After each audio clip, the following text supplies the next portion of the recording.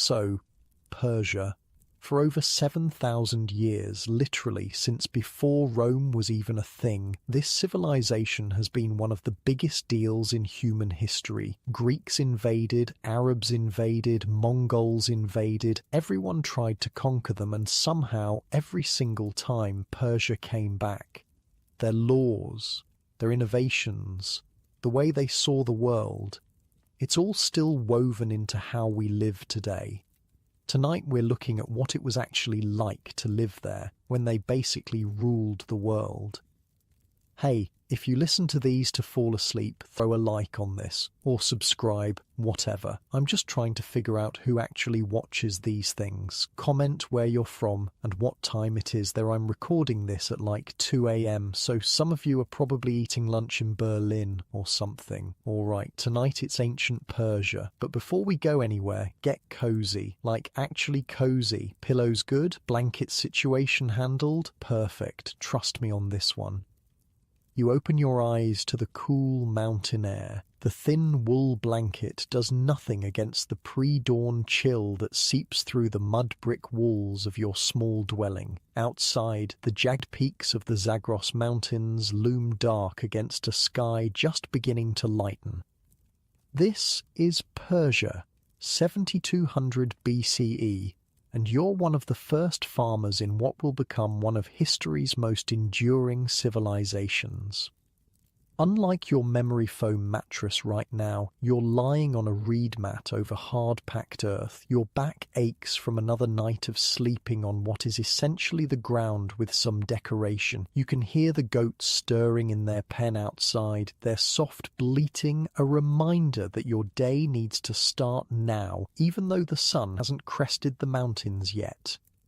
Your nostrils fill with the familiar scents of your world. Wood smoke from last night's fire still hanging in the air, the earthy smell of the mud brick walls, and that ever-present hint of goat that seems to permeate everything you own. Seriously, everything. Your clothes, your hair, your food.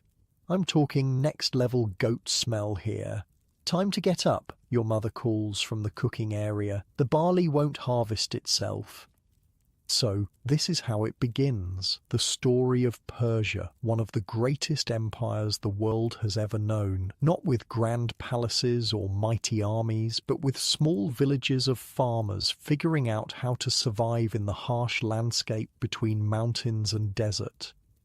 Picture those early settlements, clusters of simple mud brick homes with flat roofs huddled together for protection, surrounded by small plots where barley, lentils and legumes are being cultivated for the first time. The Zagros Mountains rise dramatically on one side, their slopes dotted with wild goats and sheep that these early people are just starting to domesticate. On the other side stretch the plains that will one day become part of Mesopotamia.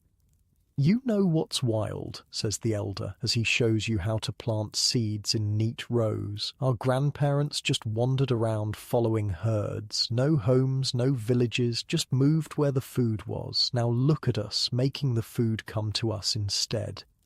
The old man has a point. These early settlements like Choga Golan and Choga Bonut were revolutionary. For the first time, humans weren't just taking what nature provided, they were actively shaping their environment to produce what they needed, and the evidence is still around today. Get this, archaeologists found a 7,000-year-old wine jar from these early Persian settlements. It's now sitting in the University of Pennsylvania, which means someone at some point was like, "This super ancient jar that proves early civilization existed, let's ship it halfway around the world." Priorities, am I right? But here's the thing about where your village sits. It's right on the dividing line between two worlds that would shape Persian history for the next 6,000 years. To the east are the mountains, your home with their rough terrain and limited farmland. To the west are the plains of what's now Iraq, with rich soil but few natural defences. The people who lived in these different landscapes developed completely different ways of life. You mountain people became tough, resourceful, with small-scale agriculture and a heavy reliance on herding. You had to be more self-sufficient, able to survive with less. Meanwhile, the plains people built irrigation systems, grew vast amounts of food, and developed more complex hierarchical societies. The plains people think they're better than us, your father scoffs one night as he carves a small wooden figure by firelight, with their big cities and canals. But when raiders come, where do they hide? They have nowhere to go. We have the mountains. This rivalry between mountain people and plains people would last for thousands of years. In fact, the Iran-Iraq War in the 1980s was, in many ways, just the most recent episode in this ancient conflict. As the morning progresses, you head down to the valley with your clay pot to collect water. The pot itself is a technological marvel, one of the earliest pieces of pottery ever created. It's heavy and rough made, but it holds water, and that's what matters. For people who had previously used animal skins or woven baskets lined with pitch, these clay vessels were revolutionary. The path to the stream is well worn, used by generations of your people. As you walk, you pass others from your village, women carrying baskets of wild plants they've gathered to supplement the limited crops, men returning from hunting trips, some successful with small game, others empty-handed, children running errands or playing simple games with stones and sticks. "Did you hear?" an old woman asks as you pass. Traders came to the village across the valley. They brought shiny rocks from the mountains far to the east, beautiful blue stones that catch the light. She's talking about lapis lazuli, one of the first luxury goods traded across ancient Persia. These early trade networks were the beginnings of what would eventually become the Silk Road, connecting Europe and Asia with Persia at the center. The sun is higher now as you return with your water, and the day's heat has begun in earnest. The village is fully awake, a hive of activity. Some people are working in the fields, others are grinding grain between stones to make flour, and a few are tending to the all-important fire at the center of the village, the fire that must never go out because starting a new one is so difficult. "Oh, wait," says an elder, stopping you on your way. "Look there." He points to the horizon where a small group of strangers is approaching. Traders, maybe, or maybe not. Best tell your father. These moments of uncertainty were constant in early Persian life. With no organized government or military, each village was responsible for its own security. Every stranger could be a friendly trader bringing valuable goods, or a hostile raider come to steal what you had.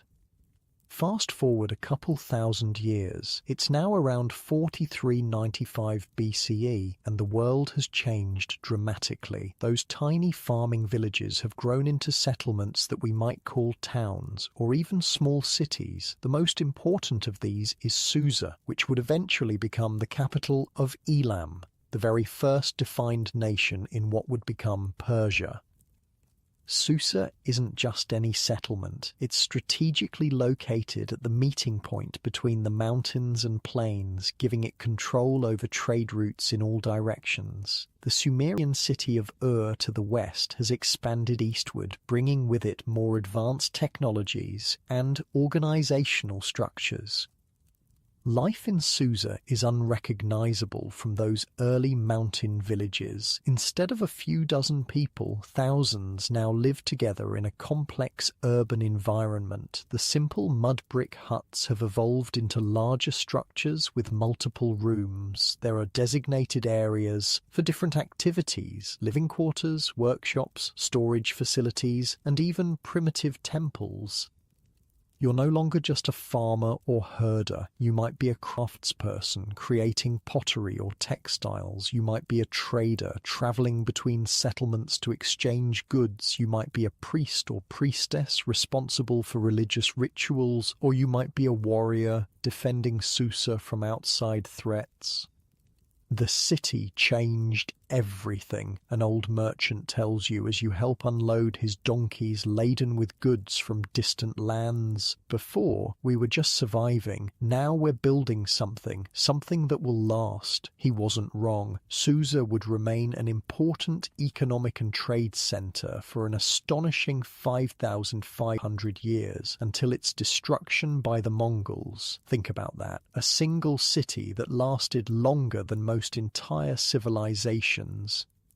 By around 3200 BCE, Susa had become the capital of Elam, which historians consider the first actual nation in what would become Persia. But Elam wasn't what we would recognize as a modern nation-state. It was more likely a coalition of different peoples and tribes living in the mountains, united by common interests and threats.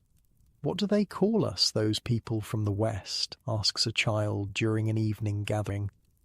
"They call us Elam," answers the storyteller. "It means high country in their tongue, but we know who we are. We are Halami, the people of the mountains." This self-identification as mountain people would remain a defining characteristic of Persian identity throughout history, contrasting with the people of the plains to the west.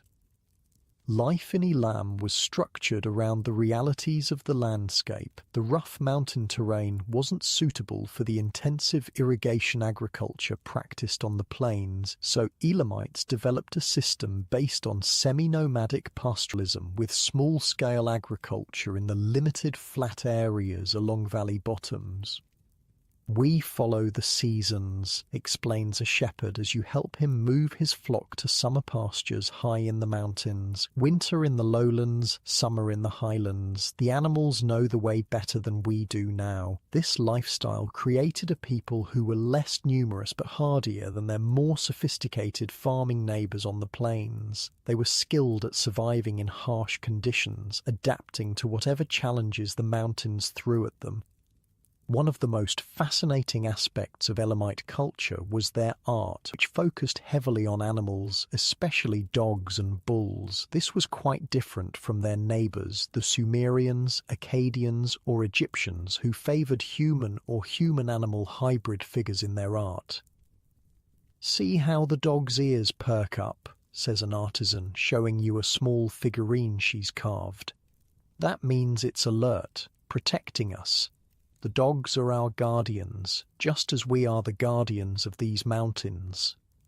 Elamite religion was similarly distinct, with a strong focus on nature and a mother goddess. Rituals were performed in sacred groves or on mountains rather than in elaborate temples, and unlike many ancient religions, which were often exclusive and intolerant, Elamite religion was remarkably open, tolerating and even incorporating the gods of neighboring peoples.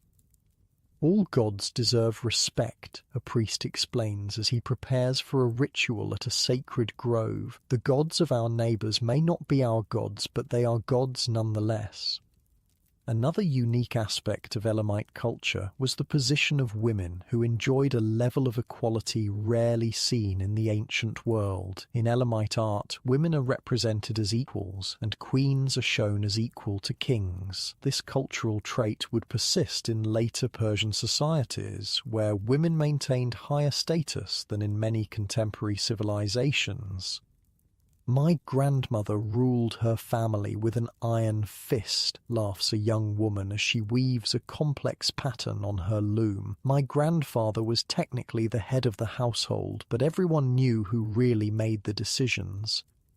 But life wasn't always peaceful for the Elamites. As a border region between the mountains and plains, Elam was frequently caught up in conflicts. In fact, the first war ever recorded in history was between Elam and Sumer, with the Sumerians invading and looting Elam around 2700 BCE. "They came from the west," an old warrior tells the younger men, pointing to the scars on his body. "Like a flood," they said, "too many to count. We fought, but..." He falls silent, the memory still painful even years later. Susa would fall under Sumerian control during the reign of the legendary Sargon of Akkad. But as the saying goes, nothing lasts forever.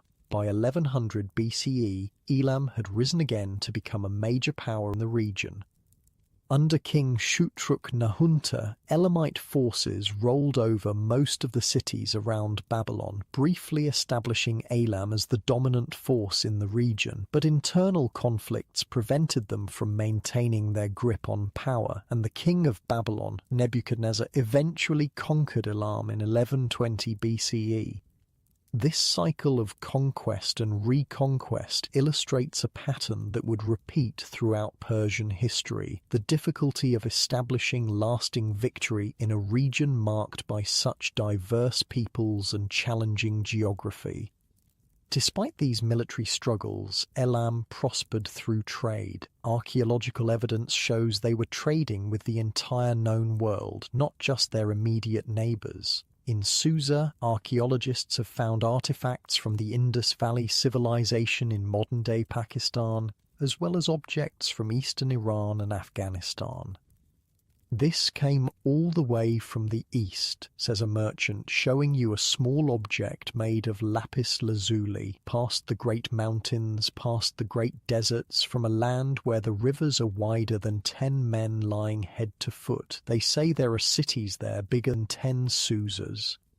Afghanistan was also one of the major sources of tin, an essential metal needed to make bronze, the most advanced metal of the period. Elam was likely involved in this trade, perhaps buying tin from the east and reselling it to Mesopotamians or even Egyptians. The Elamites were also trading in other resources that the plains lacked. Stone, metal, and wood were all scarce in the more desertic plains crossed by the Tigris-Euphrates river system. The mountain people had access to these vital materials and could trade them for the agricultural surplus produced by the plains people. Or stone for grain, metal for cloth, wood for pottery, recites a trader as he negotiates with visitors from the west. This is how it has always been. This is how it will always be. These trading routes would eventually evolve into the Silk Road, connecting Europe to Asia, with Persia as the connecting point between the two. For thousands of years, Persia would serve as the crossroads of the world, a place where goods, ideas, and cultures flowed in all directions. By 2000 BCE, a new factor entered the equation: the arrival of Iranian or Aryan peoples into the region. These were nomads who originated from the steppes of Eurasia, living a lifestyle similar to other nomadic peoples like the Proto-Slavs, Turks, and Mongols. They came with their horses and their strange tongue, an elder recounts to wide-eyed children around a nighttime fire. They were fierce warriors, but they knew nothing of building or planting. We taught them these things, and they taught us their ways of riding and fighting. Over time, the Elamites and Iranians began to mix, especially in the south of the country. This was a gradual process that stretched over more than a millennium. The Elamite culture would persist long after the Iranian people became dominant in the region. In fact, even after Iranian rulers took political control, the Elamite language continued to be used as the main administrative language. This suggests that while the Iranians ruled and colonized the area, the legal and administrative system was still operated by native Elamites who understood the complexities of governing settled populations. It was like the new bosses keeping the old middle management because they were the only ones who knew how the filing system worked. As you lie down to sleep in your mud brick home, the sounds of the village quieting around you, you reflect on the strange and wondrous path your people have walked, from those first farmers figuring out how to grow barley in the shadow of the Zagros Mountains, to the sophisticated traders and craftspeople of Susa, to the mixing of cultures as the Iranian nomads arrived. The story of Persia had only just begun. But already the key elements that would define Persian civilization were taking shape. The tension between mountain and plain, the openness to foreign cultures and ideas, the position of women, the importance of trade, and above all, the remarkable resilience that would allow Persia to endure through countless invasions and transformations. The stars shine bright above the mountains as you drift off to sleep, unaware that you're part of the opening chapter in one of history's greatest epics, the story of a civilization that would survive and thrive for thousands of years, influencing the entire world in ways you could never imagine. Unlike you in your comfortable bed right now, drifting off with your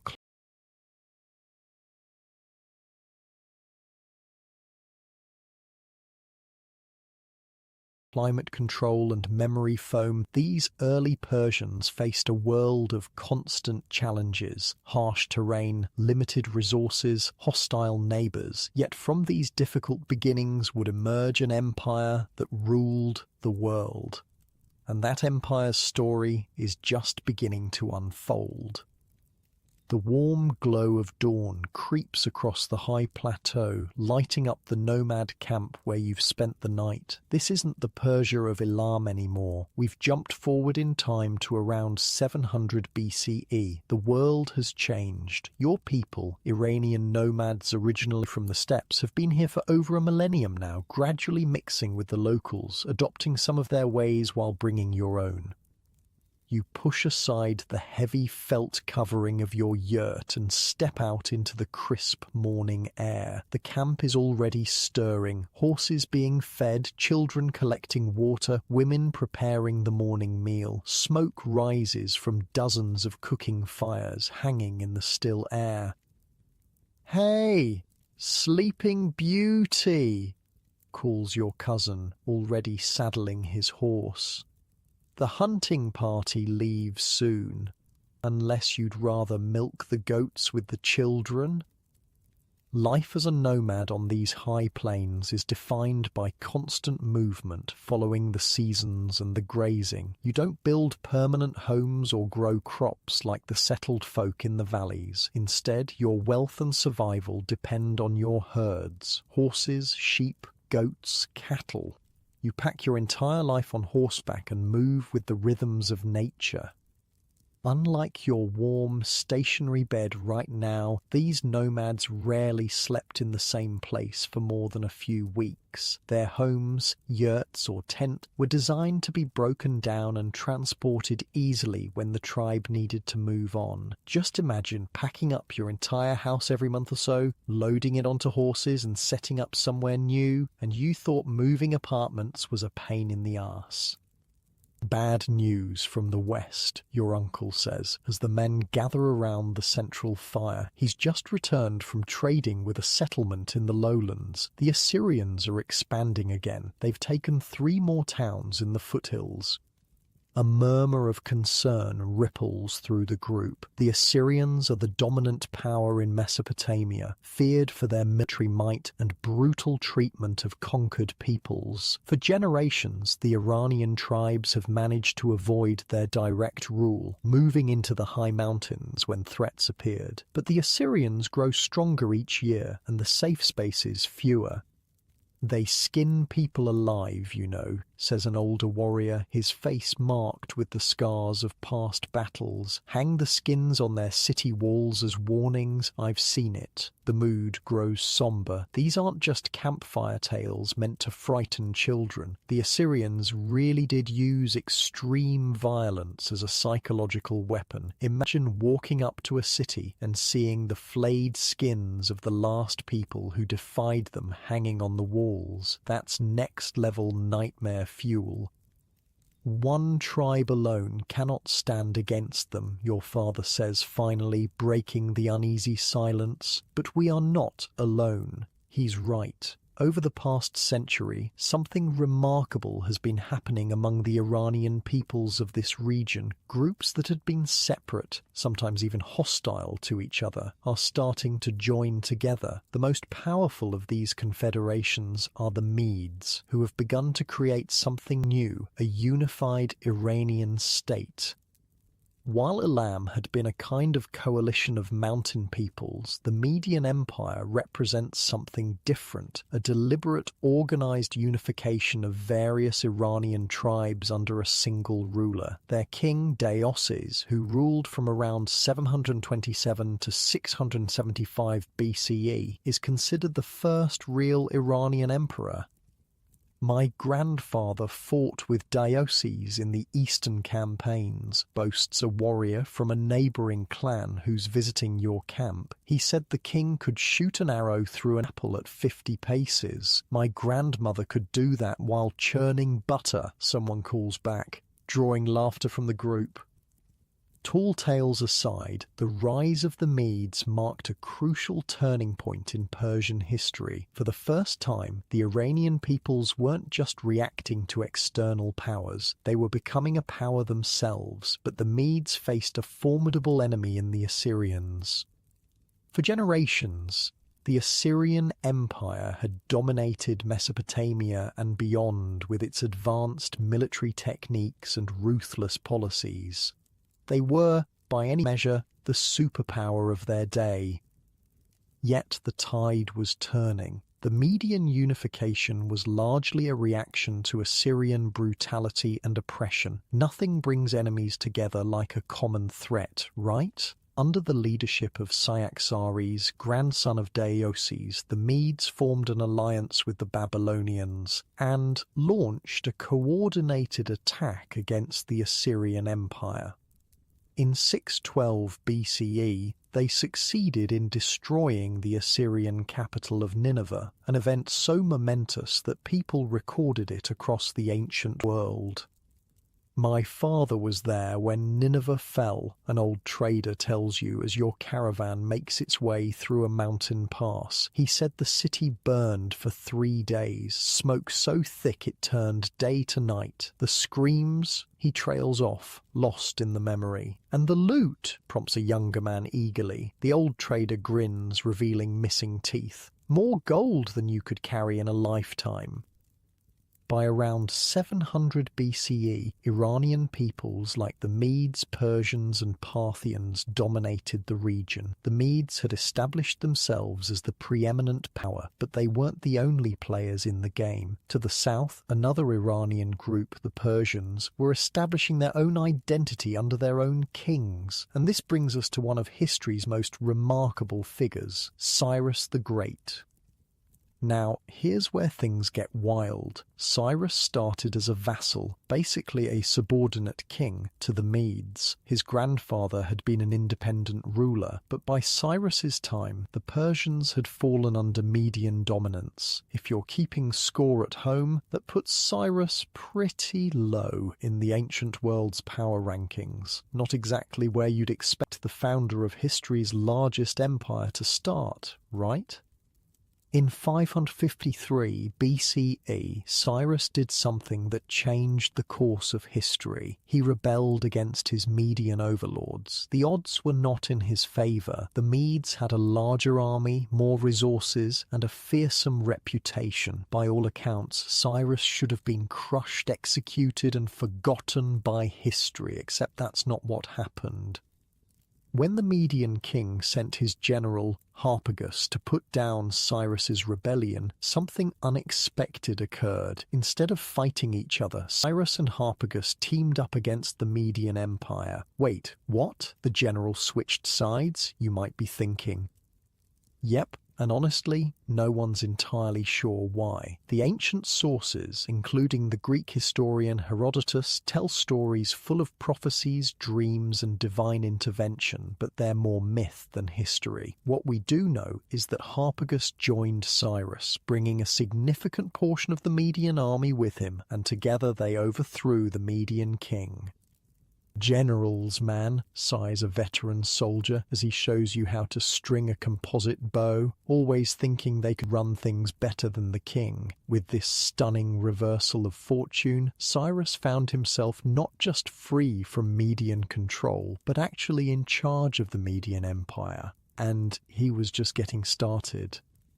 In 539 BCE, Cyrus conquered Babylon, the greatest city of its day and capital of a powerful empire. This wasn't just any military victory, it was a masterclass in psychological warfare, political maneuvering, and cultural sensitivity.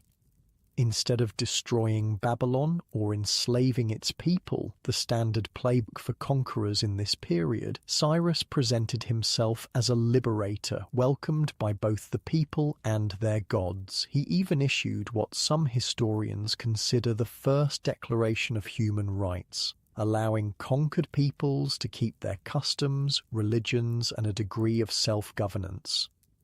"The Babylonians cheered when we entered the city," recalls an old Persian soldier, shaking his head in disbelief. "Threw flowers at our horses. Never seen anything like it. Usually we're dodging arrows, not flowers." By 533 BCE, Cyrus had pushed eastward, conquering parts of what is now India. His empire stretched from the Mediterranean to the Indus River, encompassing diverse peoples, languages, cultures, and religions. It was, at that point, the largest empire the world had ever seen. But the true genius of Cyrus wasn't just in conquest, it was in governance. He created a centralized administration with governors called satraps who managed their domains efficiently. These weren't just puppet rulers, they had real power and responsibility. But to make sure they didn't get too independent, Cyrus established a network of spies called the King's Eyes, who reported directly to him. Trust, but verify would have been a good bumper sticker for his chariots.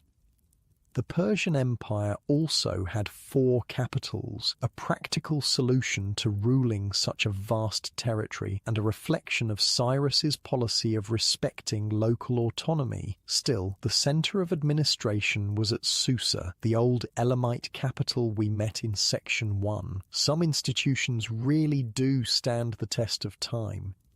Perhaps most impressive was the empire's communication system. Cyrus established a relay network where couriers could always find fresh food, water, shelter, and horses at stations no more than 2 days' travel apart. This allowed messages to move across the empire at unprecedented speeds. "Best job in the empire," grins a young courier, stretching his legs after a hard ride. "See the world, sleep in clean beds, eat good food. Beats being a foot soldier any day, though the saddle sores are a killer." The system that Cyrus created was so effective that successive empires and invaders kept it almost identical until the Muslim conquests, a millennium and a half later. That's like someone setting up a government system during the fall of Rome that was still being used, largely unchanged, in the age of Napoleon. Talk about building to last. Cyrus's influence reached so far into the future that Thomas Jefferson read his biography as one of the sources of inspiration for the United States Declaration of Independence. Not bad for a guy who started as a vassal king of a secondary power, but beyond these administrative achievements, Cyrus was known for something even more unusual in ancient conquerors: mercy and tolerance. When he conquered Babylon in 539 BCE, he freed the Israelites who had been enslaved there, allowing them to return to Jerusalem. This act was so significant that the Hebrew Bible praises Cyrus as a Messiah, the only non-Jewish figure to receive this distinction.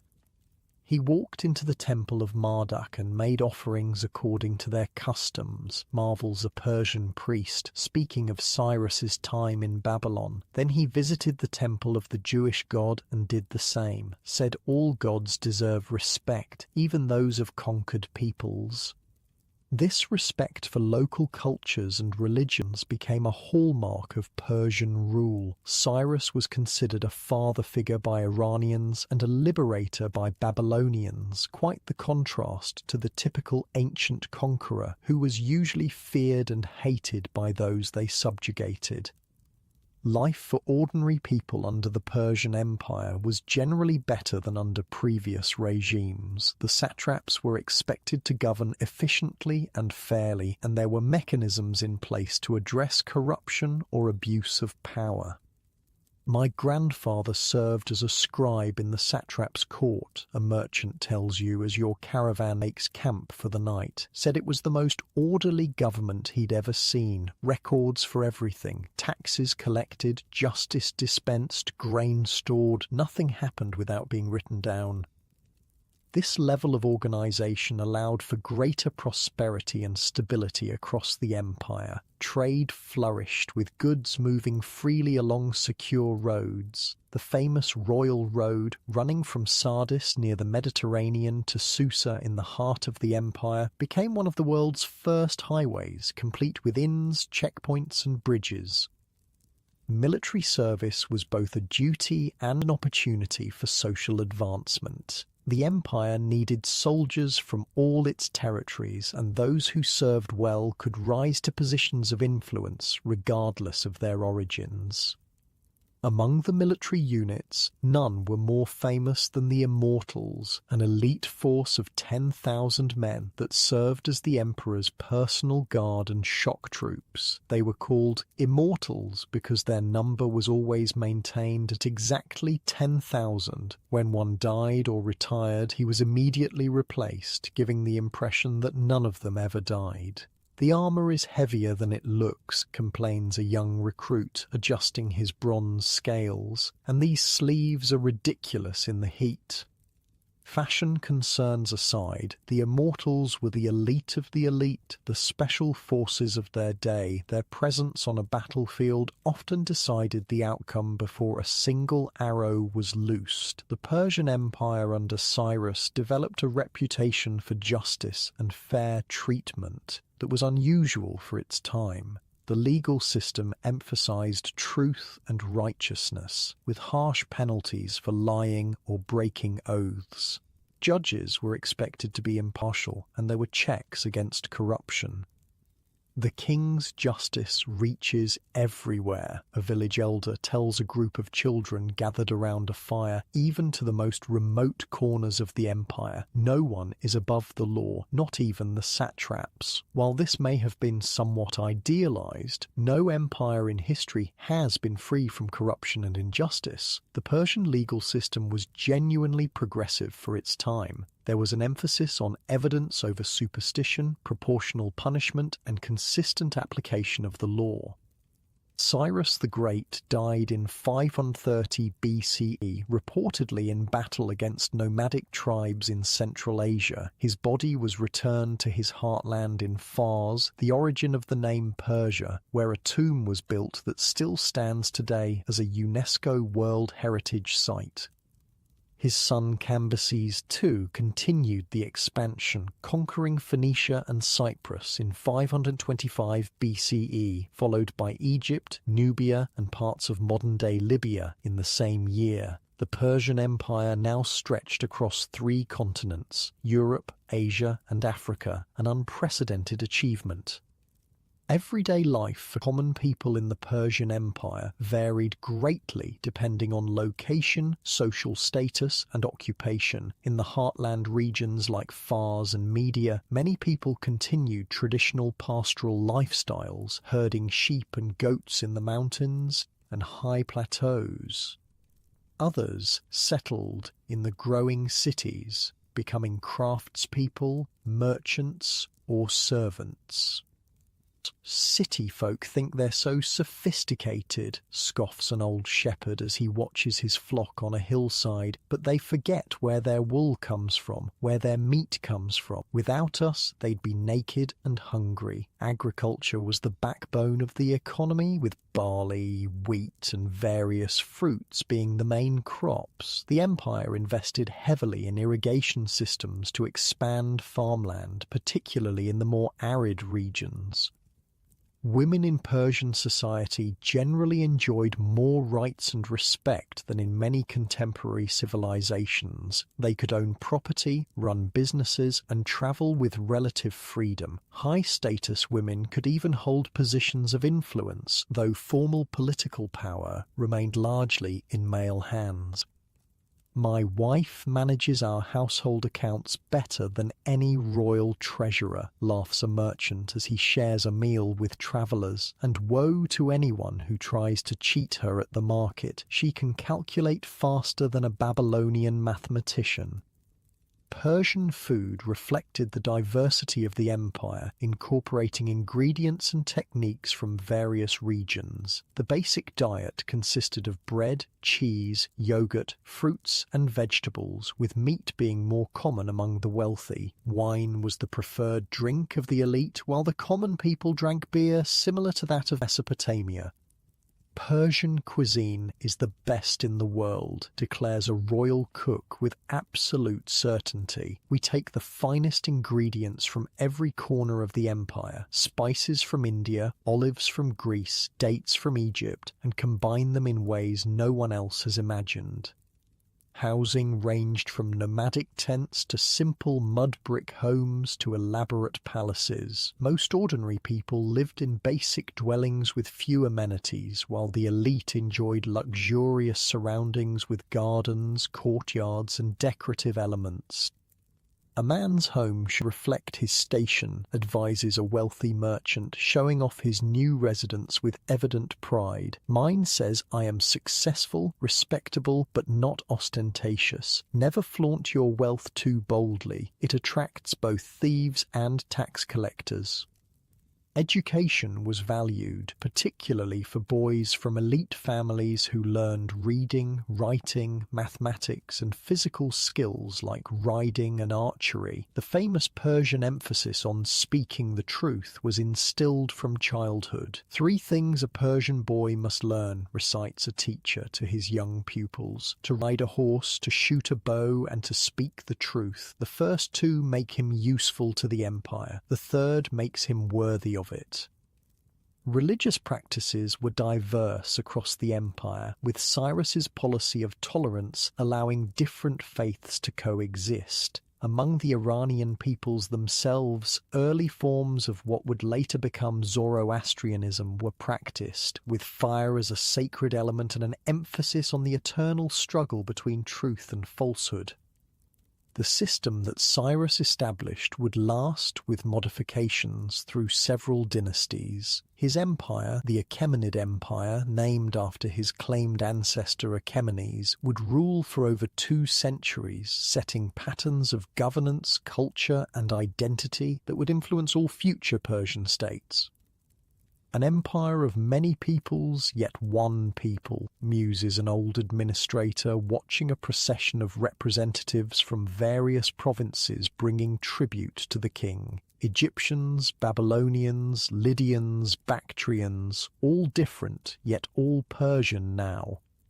As you lie down to sleep in your quarters, a humble room in one of the countless way stations that dot the royal road, you reflect on the transformation you've witnessed. From those first farming villages in the Zagros Mountains to the Elamite Confederation, to this vast empire spanning 3 continents, the story of Persia is one of constant evolution and surprising resilience. The stars shine bright through the small window, the same stars that looked down on Cyrus as he planned his conquests, on the messengers racing along these roads carrying the emperor's words, on the countless ordinary people whose lives were shaped by the unprecedented peace and prosperity the Persian Empire brought to much of the ancient world. And as you drift off to sleep, far more comfortable than your ancestors in their mountain huts, but not nearly as comfortable as you are now in your modern bed, you wonder what will come next for this remarkable civilization, because Cyrus's death isn't the end of the Persian story. In many ways, it's just the beginning. The first rays of morning sunlight hit your face as you stand on the grand stairway of Persepolis. This isn't the Persia of nomadic tribes or the early conquests of Cyrus anymore. We've moved forward to around 500 BCE, the height of the Achaemenid Empire under Darius Thurphus, and you're at the beating heart of the most powerful civilization on Earth. the imperial capital sprawls before you, a masterpiece of architecture and engineering unlike anything the world has seen. Massive stone columns soar overhead, topped with elaborate capitals in the shape of bulls and lions. Intricate reliefs cover every surface, showing peoples of all the empire's nations bringing tribute to the great king. "Step aside," barks a palace guard, clearing a path for a procession of nobles in colourful robes. "The King of Kings receives petitioners today." This is Persia at its zenith, an empire spanning 3 continents, governing diverse peoples from dozens of cultures, a true superpower of the ancient world. And the man responsible for much of this grandeur, Darius I, known as Darius the Great. While Cyrus laid the groundwork, Darius was the master builder who transformed the Persian Empire into an administrative and cultural powerhouse. When he took the throne in 522 BCE, the empire faced rebellions and instability following the death of Cyrus's son. Darius not only crushed these rebellions but expanded Persian territory to its greatest extent. "You should have seen the Behistun inscription when it was new," an old scribe tells you, referring to the massive rock relief Darius commissioned to commemorate his victories. The colours were so vivid you could see them from a day's journey away. 3 languages carved into the living rock proclaiming the king's glory to all the world. That inscription still exists today, by the way. Historians consider it the Persian equivalent of the Rosetta Stone, crucial for deciphering ancient languages. Talk about a monument with staying power. Under Darius, the empire reached from the Indus Valley in modern Pakistan to Thrace in Europe, and from Central Asia to Egypt and parts of Libya. Approximately 44% of the world's population lived under Persian rule. For perspective, that would be like a single country today governing over 3.5 billion people. But it wasn't just the size that made Darius's empire impressive, it was how well it functioned. 20 provinces, each with its satrap, each with its tribute, each with its laws, explains a treasury official as he shows you the records room filled with clay tablets in multiple languages, yet all connected by royal roads, royal messengers, royal coinage, many peoples, one empire. Darius standardized and refined the administrative systems that Cyrus had established. He divided the empire into provinces called satrapies, each governed by a satrap who had considerable autonomy but ultimately answered to the king. He standardized taxation, established the first imperial coinage, and expanded the royal road system to nearly 1,700 miles. Makes trade a hell of a lot easier, a merchant tells you at a roadside inn. Before, every little kingdom had different laws, different tolls, different weights and measures. Now, same coins work from Sardis to Susa, same weights, same measures, same royal guarantees of safe passage. I've tripled my business in 5 years. Beyond governance and military expansion, the Persians under Darius were master engineers and innovators. Perhaps their most impressive achievement was the Qanat system, underground aqueducts that brought water from the mountains to arid regions. Picture this. You're in a landscape that gets maybe 5 inches of rain a year. Survival, let alone civilization, seems impossible, but the Persians had an ingenious solution. "My grandfather helped build this Qanat," says a local farmer, pointing to a line of small mounds stretching across the desert landscape. Each of those mounds marks a shaft, but the real Qanat is underground, a tunnel sloping gently downward, carrying water from the mountains to our fields. These underground water channels were engineering marvels. Workers would dig a mother well at a water source, usually in the mountains, then dig a series of vertical shafts leading down to a gently sloping tunnel. Water would flow through this tunnel sometimes for dozens of miles before emerging near settlements or agricultural areas. The slope has to be perfect, explains the local Qanat master who maintains the system. Too steep and the water flows too fast, eroding the tunnel. Too shallow and the water stagnates. And all of this calculated and dug by hand in the dark, centuries before modern instruments. The Qanat system allowed Persian civilization to flourish in regions that would otherwise be uninhabitable, and they built them to last. Some Qanats constructed during the Achaemenid period are still in use today, over 2,500 years later. Imagine turning on your tap and getting water from a system built when the Romans were still just a small city-state. Another remarkable Persian invention was the yakchal, an ancient refrigeration system. These were large dome-shaped structures with deep underground storage spaces where ice could be kept year-round, even in the desert. "We collect ice in winter from the mountains," explains the keeper of a royal yakchal. "Store it here, packed in layers of straw. The thick walls keep the heat out, and the heat that does get in rises up and out through vents in the top. The royal table enjoys chilled fruits and sherbets, even in midsummer."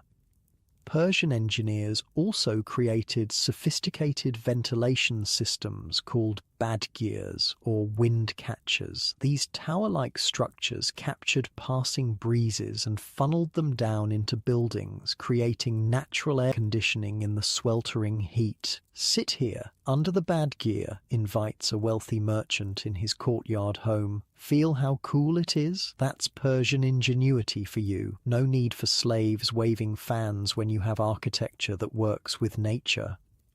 Life for ordinary Persians varied greatly depending on social class, location, and occupation, but it was generally characterized by greater stability and prosperity than in earlier periods. At the top of society was the king, considered the representative of Ahura Mazda, the supreme deity on earth. Below him was a small elite of noble families, high officials, and military commanders who enjoyed enormous wealth and privilege.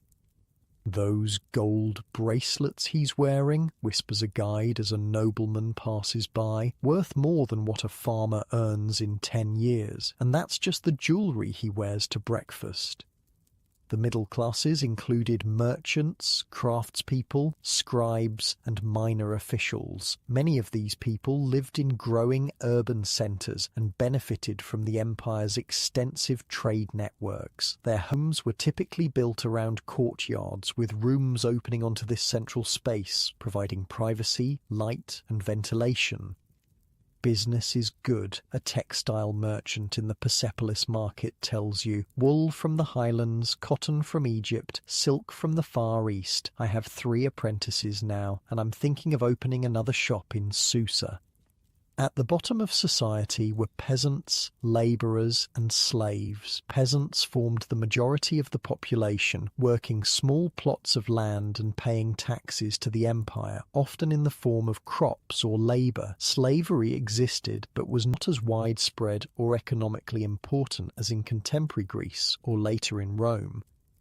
"My father was a free tenant farmer, and his father before him," a young man tells you as he works in the fields outside a village. "We grow the barley, keep some for ourselves, give some to the landowner, some to the temple, some to the king. It's a living."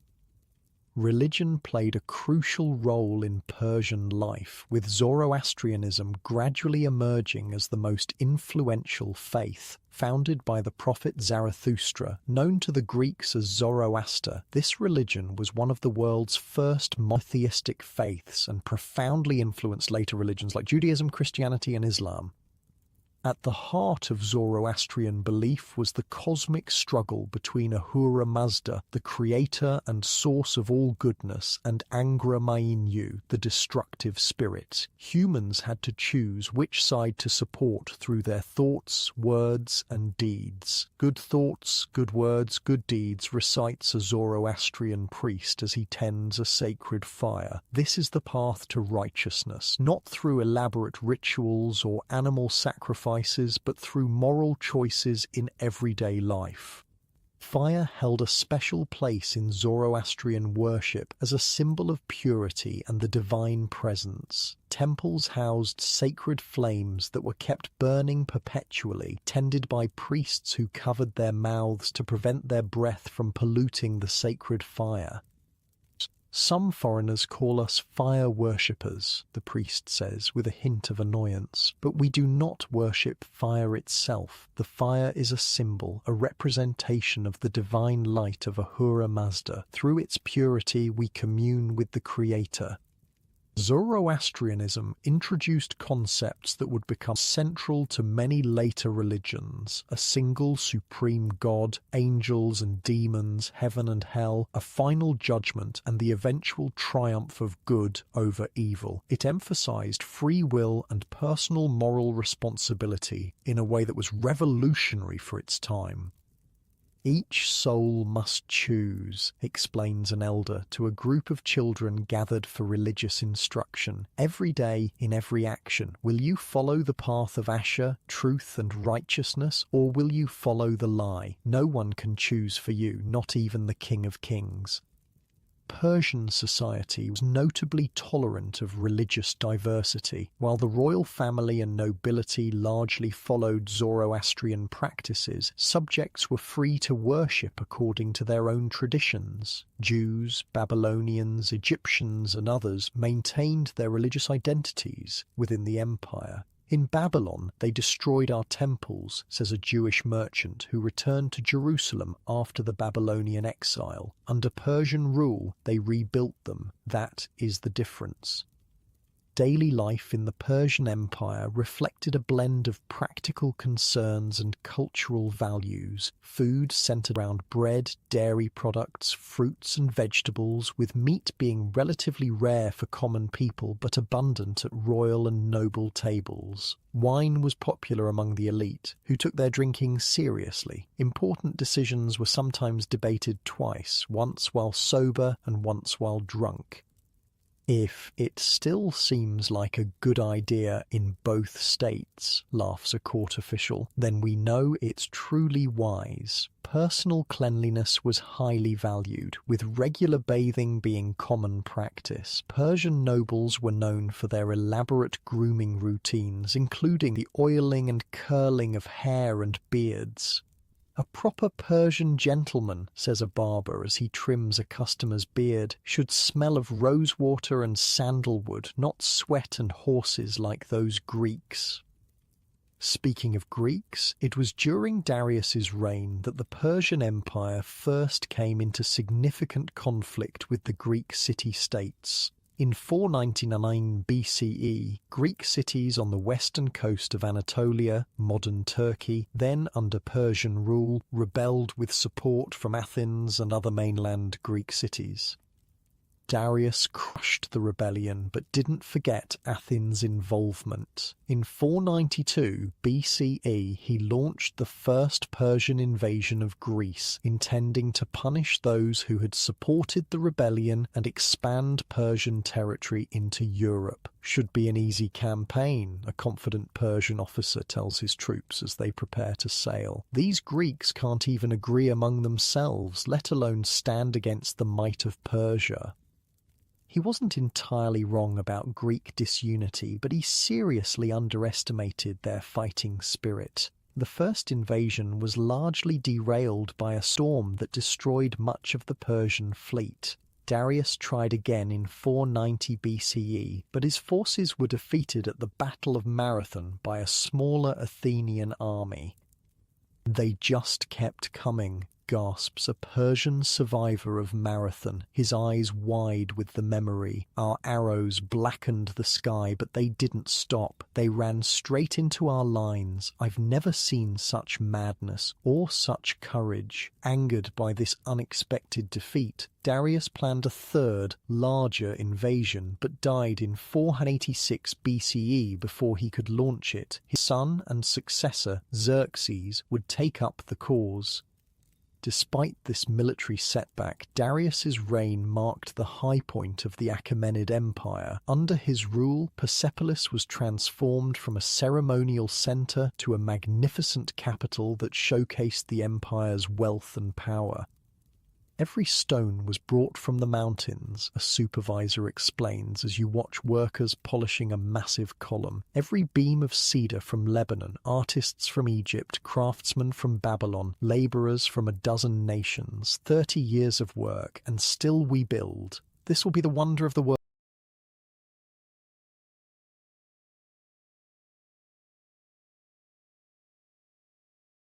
when it is complete. The art and architecture of this period combined elements from all the empire's subject peoples, creating a unique imperial style that reflected Persian concepts of kingship and cosmic order. The famous Apadana relief at Persepolis shows delegates from 23 different nations bringing tribute to the king, a visual representation of the empire's diversity and the king's universal rule. Each delegation is shown in their native dress, with their characteristic gifts, explains a court artist proudly. The Bactrians with their camels, the Lydians with their gold, the Indians with their spices, all acknowledging the King of Kings, yet all depicted with respect as they truly are.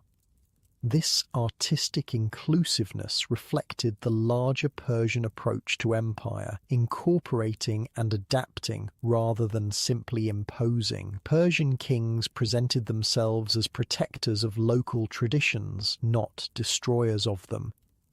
A wise ruler, advises an old courtier who has served 3 kings, knows that 20 different peoples cannot be governed in exactly the same way. What works in Egypt will fail in Bactria. What pleases the Babylonians will anger the Jews. The art is in finding the common threads that bind them all to Persia, while allowing them to remain themselves. Education for the Persian nobility emphasized physical training alongside intellectual development. Young men learned riding, archery, and javelin throwing, as well as truth-telling, which was considered both a religious and civic virtue. The famous quote attributed to Herodotus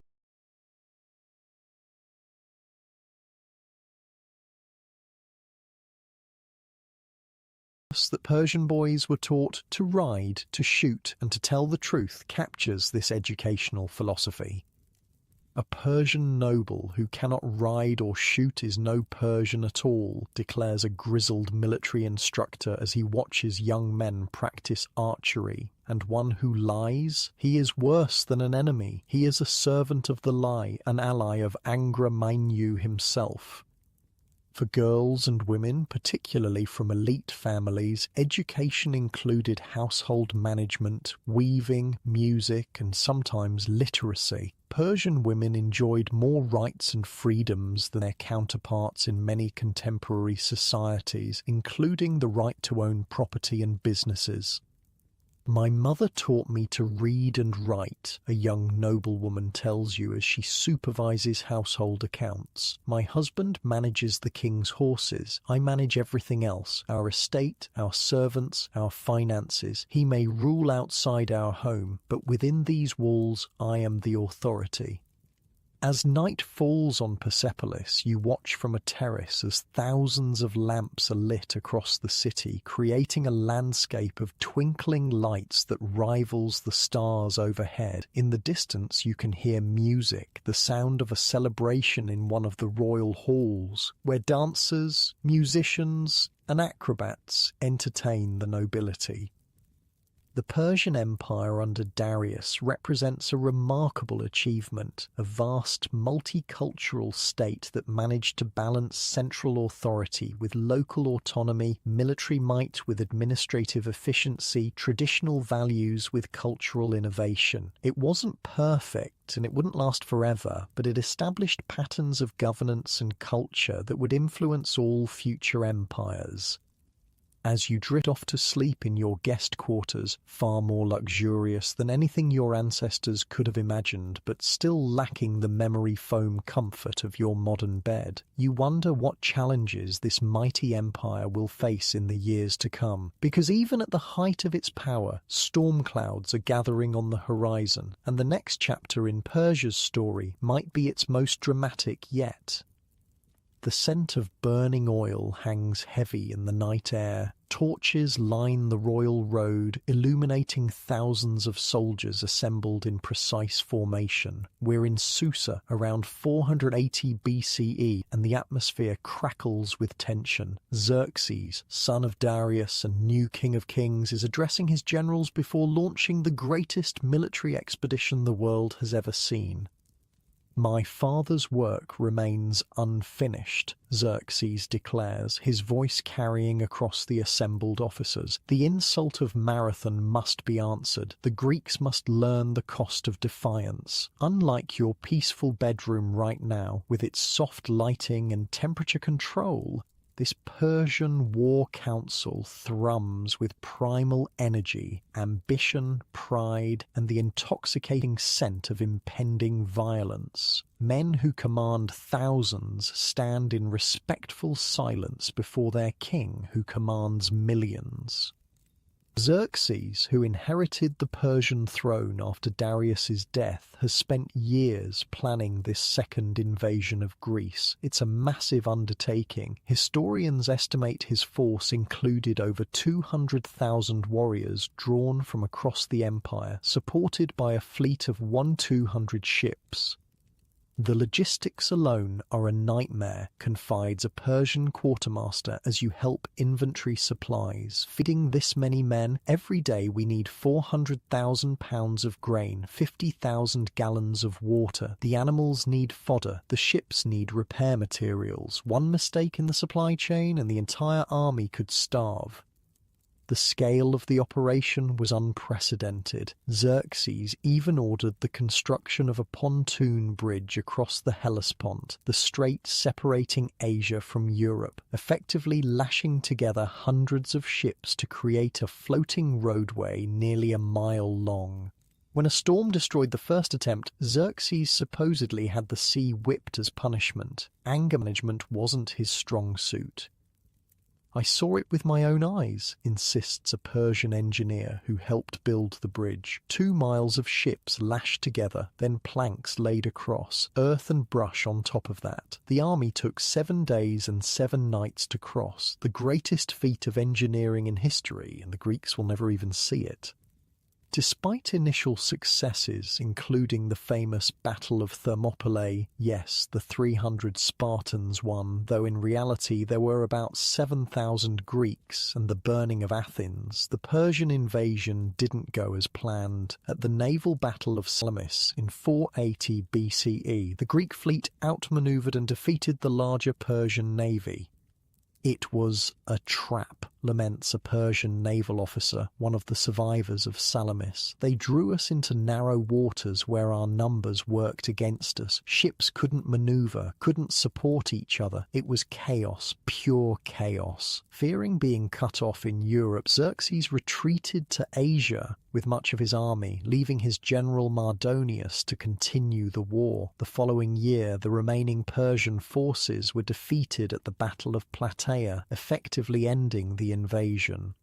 This defeat marked a significant turning point. Though still enormously powerful, the Persian Empire would never again attempt to conquer mainland Greece. The two civilizations settled into an uneasy relationship of trade, diplomacy, occasional warfare, and mutual cultural influence.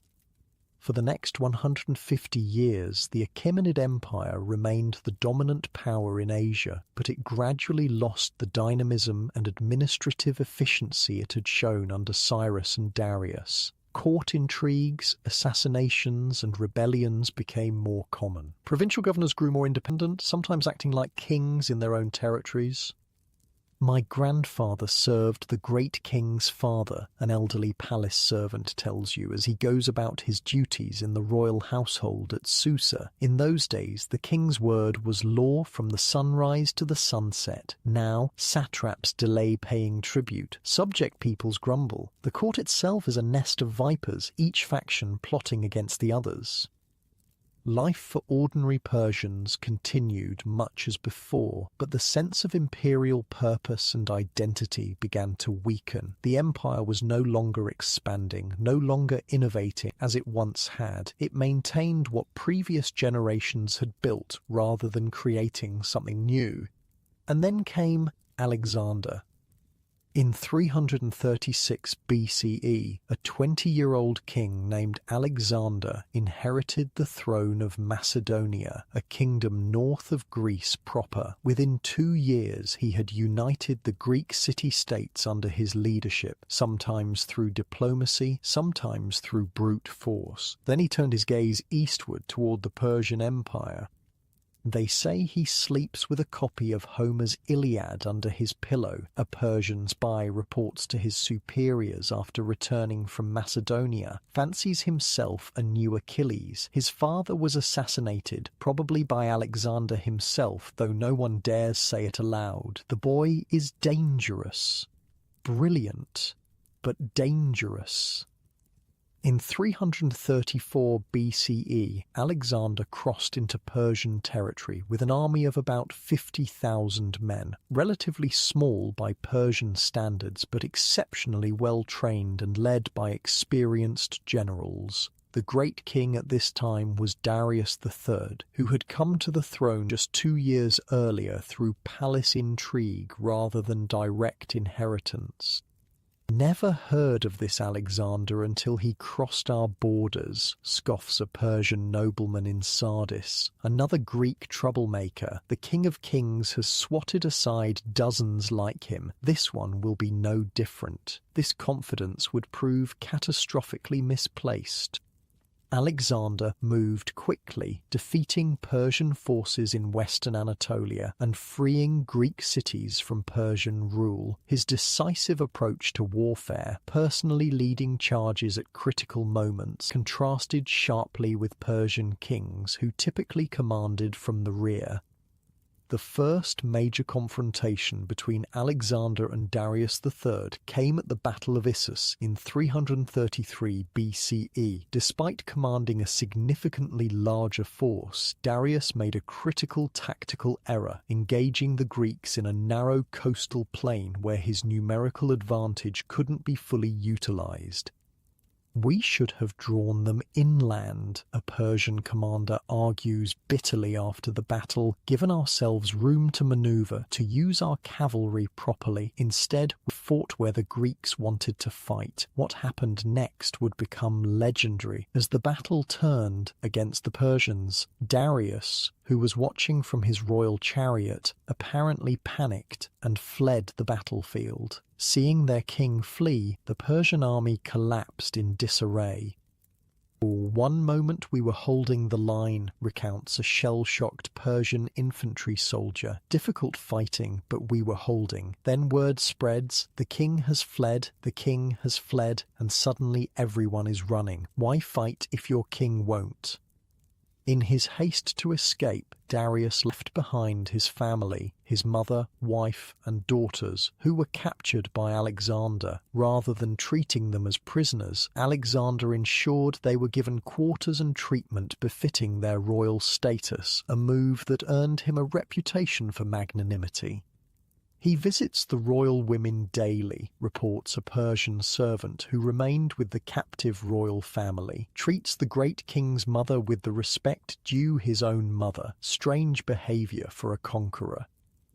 After Issus, Alexander turned south instead of immediately pursuing Darius. He conquered Syria, Phoenicia, and Egypt, where he was welcomed as a liberator from Persian rule and founded the city of Alexandria. This strategic approach secured his flank and naval supply lines before he ventured deeper into Persian territory. By 331 BCE, Alexander was ready to face Darius again. The Persian king had assembled a new, even larger army and chosen the battlefield carefully, the plain of Gaugamela, where his chariots and cavalry would have room to maneuver. This time will be different, Darius assures his generals the night before battle. We've prepared the ground. We have space to use our numbers. Our scythed chariots will tear through their infantry. Today we end the Alexander problem. Once again, his confidence was misplaced. At the Battle of Gaugamela, Alexander used innovative tactics to counter Persian advantages. The Persian scythed chariots, terrifying weapons with blades extending from their wheels to cut down infantry, proved largely ineffective against disciplined Macedonian troops who simply opened their ranks to let the chariots pass through harmlessly. As at Issus, when the battle began to turn against the Persians, Darius fled, again before any clear winner had emerged. With their king gone, the Persian forces disintegrated. Darius escaped with a small escort, but his empire was effectively lost. Twice, seethes a Persian officer who survived Gaugamela, twice he ran before the battle was truly decided. A king who does not stand with his men does not deserve to be king. After Gaugamela, the great Persian cities fell one by one. Babylon surrendered without a fight. Susa, with its vast treasury, was captured intact. Persepolis, the ceremonial heart of the empire, fell in January 330 BCE. What happened next remains controversial. After several months of occupation, Persepolis was burned. Ancient sources disagree on whether this was an accident or a deliberate act of revenge for Xerxes' burning of Athens 150 years earlier. Some blame drunken revelry, others a calculated political statement. "I was there that night," whispers a Persian servant who worked in the palace. The Macedonian soldiers had been drinking for hours. Then the king himself, Alexander, drunk as well, listened to some Athenian courtesan who urged him to let them burn the palace as revenge for Greece. They started with curtains, tapestries. Soon the whole place was ablaze. By morning, centuries of history were ash. Alexander pursued Darius eastward into Central Asia, but before he could capture him, the Persian king was murdered by Bessus, one of his own relatives, who then proclaimed himself king. Alexander captured and executed Bessus, and by 327 BCE, all significant resistance to his rule had been crushed. In just 7 years, Alexander had accomplished the seemingly impossible, the complete conquest of the Persian Empire, the superpower of the age. But his attitude toward Persia wasn't simple conquest. Increasingly, he adopted Persian customs, clothing, and court ceremonies. He encouraged his officers to marry Persian noblewomen. He himself married Darius's daughter Statera and recruited Persians into his army and administration.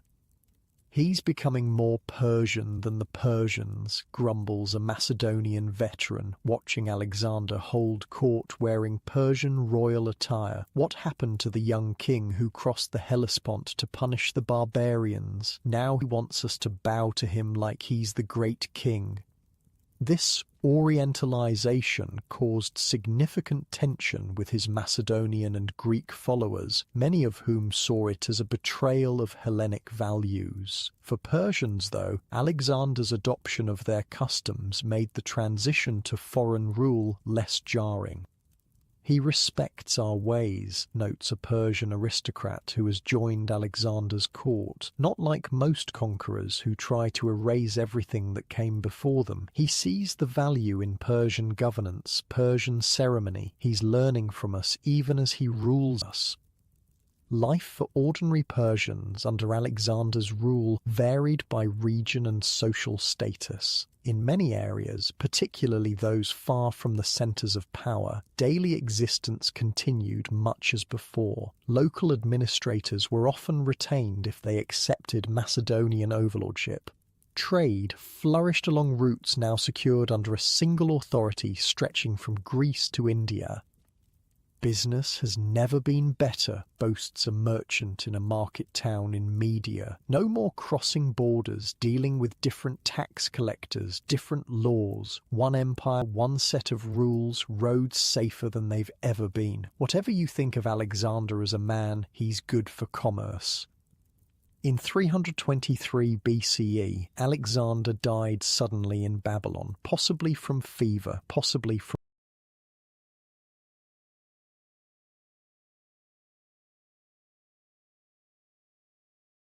poisoning. He was just 32 years old and had not named a clear successor. His death triggered immediate power struggles among his generals. The vultures didn't even wait for his body to cool, observes a Persian courtier who witnessed the aftermath. Before the funeral rites were complete, they were already dividing his conquests. The empire built with so much blood will drown in more blood before this is over. The Macedonian general Seleucus eventually emerged as the ruler of most of the former Persian territories, establishing the Seleucid dynasty that would govern these lands for the next 3 centuries. Under Seleucid rule, a fascinating cultural synthesis took place, blending Greek and Persian elements into what historians call the Hellenistic civilization. New cities were founded throughout the former Persian Empire, often following the Greek polis model with gymnasiums, theatres and agoras. The most famous was Seleucia on the Tigris, which replaced Babylon as the major urban centre in Mesopotamia. Alexandria in Egypt became the intellectual capital of the Hellenistic world, home to the largest library in existence and scholars from across the known world. Greek became the language of administration and high culture, while local languages continued to be spoken in everyday life. Greek gods were often syncretized with Persian and local deities. Architecture blended Greek forms with Persian and regional motifs. My father worships Zeus Ahura Mazda at the new temple, explains a young Persian-Greek merchant in Seleucia. My mother still visits the traditional fire temple. I study Plato, but also the Avesta. We're creating something new here, neither fully Greek nor fully Persian. For the Persian aristocracy, adapting to Greek cultural norms became a path to maintaining status and influence. Many learned Greek adopted Greek names alongside their Persian ones and participated in Greek-style education and athletic competitions. My son spends his mornings at the gymnasium, his afternoons studying Greek philosophy, says a Persian nobleman in Ecbatana, the old Median capital. His grandfather would be horrified, exercising naked like a Greek, but this is the world we live in now. Adapt or be left behind. The rural population, however, maintained more traditional Persian customs, language, and religious practices. Zoroastrianism remained strong outside urban centres, preserved by priests who passed down oral traditions when written texts were destroyed or neglected. The Greeks have their cities, a Zoroastrian priest tells his followers in a mountain village. We have our mountains, our traditions, our fires that have burned since before Alexander was born. Empires rise and fall. The truth of Ahura Mazda endures. This cultural synthesis wasn't always peaceful. Rebellions against Seleucid rule occurred periodically, particularly when kings attempted to interfere with local religious practices or imposed heavy taxation. The most famous was the Maccabean revolt in Judea, preserved in Jewish historical memory as the origin of Hanukkah. The Seleucid Empire itself gradually weakened, losing territory to the rising power of Rome in the west and to rebellions in the east. By the mid-2nd century BCE, new powers were emerging in the Iranian plateau, setting the stage for a Persian revival. As night falls over Seleucia, you watch Greek actors perform an ancient tragedy in an open-air theatre while Persian music plays in nearby taverns. In the streets, merchants from a dozen nations hawk their wares in a babel of languages. The city is neither fully Greek nor fully Persian, but something new and hybrid, a testament to the resilience and adaptability of both civilizations. My Greek grandfather came with Alexander, an old shopkeeper tells you as you browse his wares, fell in love with a Persian woman, never went home, their daughter, my mother, married a Babylonian. So what am I? Greek? Persian? Babylonian? All of them, I suppose, and none of them were something new under the sun. The Achaemenid Empire, the first and greatest of the Persian empires, was gone, but Persia itself endured. Its culture, its people, its traditions continued, absorbing foreign elements, adapting to new realities, and in the shadows of the Hellenistic kingdoms, the seeds of a Persian Renaissance were already taking root. The stars shine brightly over the city as you drift towards sleep, countless pinpricks of light in the vast darkness. Just as these stars will still be there when the night ends, Persian civilization would outlast its Greek conquerors. The first empire had fallen, but Persia's story was far from over. Wind whips across the high grasslands, carrying the scent of horses, leather, and the smoke from distant campfires. We've moved forward in time again to around 250 BCE. The Greek-ruled Seleucid Empire still controls much of what was once Persian territory, but in the northeastern frontiers, something new is stirring. You shield your eyes against the sun as you watch a group of riders crest a distant hill. They move with extraordinary skill, these horsemen, seeming almost part of the animals beneath them. Each carries a powerful composite bow and a quiver filled with arrows. They're Parthians, nomadic Iranian people from the northeastern steppes, and they're about to change the course of Persian history. City folk think we're barbarians, says the Parthian chieftain as you share a meal in his tent that evening, because we live in tents instead of houses, follow our herds instead of farming. But we remember when Iranians ruled from the sunrise to the sunset. And we remember that the Greeks are foreigners here. Unlike your cozy bedroom now, with its solid walls and climate control, this Parthian tent is built for mobility. Made of felt stretched over a wooden frame, it can be disassembled, packed and moved in hours when the clan needs to relocate. Inside, rugs cover the ground, and cushions provide simple comfort. The central fire pit fills the space with warmth and the aroma of roasting meat. The Parthians had been subjects of the Seleucid Empire, part of the territories Alexander conquered and his successors inherited. But as Seleucid power weakened, stretched too thin between conflicts with Rome in the west and various rebellions, the Parthians seized their opportunity. Under their leader Arsaces, they rebelled against Seleucid rule around 247 BCE and established an independent state in the region of Parthia in modern northeastern Iran. This was the beginning of what would become the Arsacid dynasty, which would rule a revived Persian empire for nearly 5 centuries.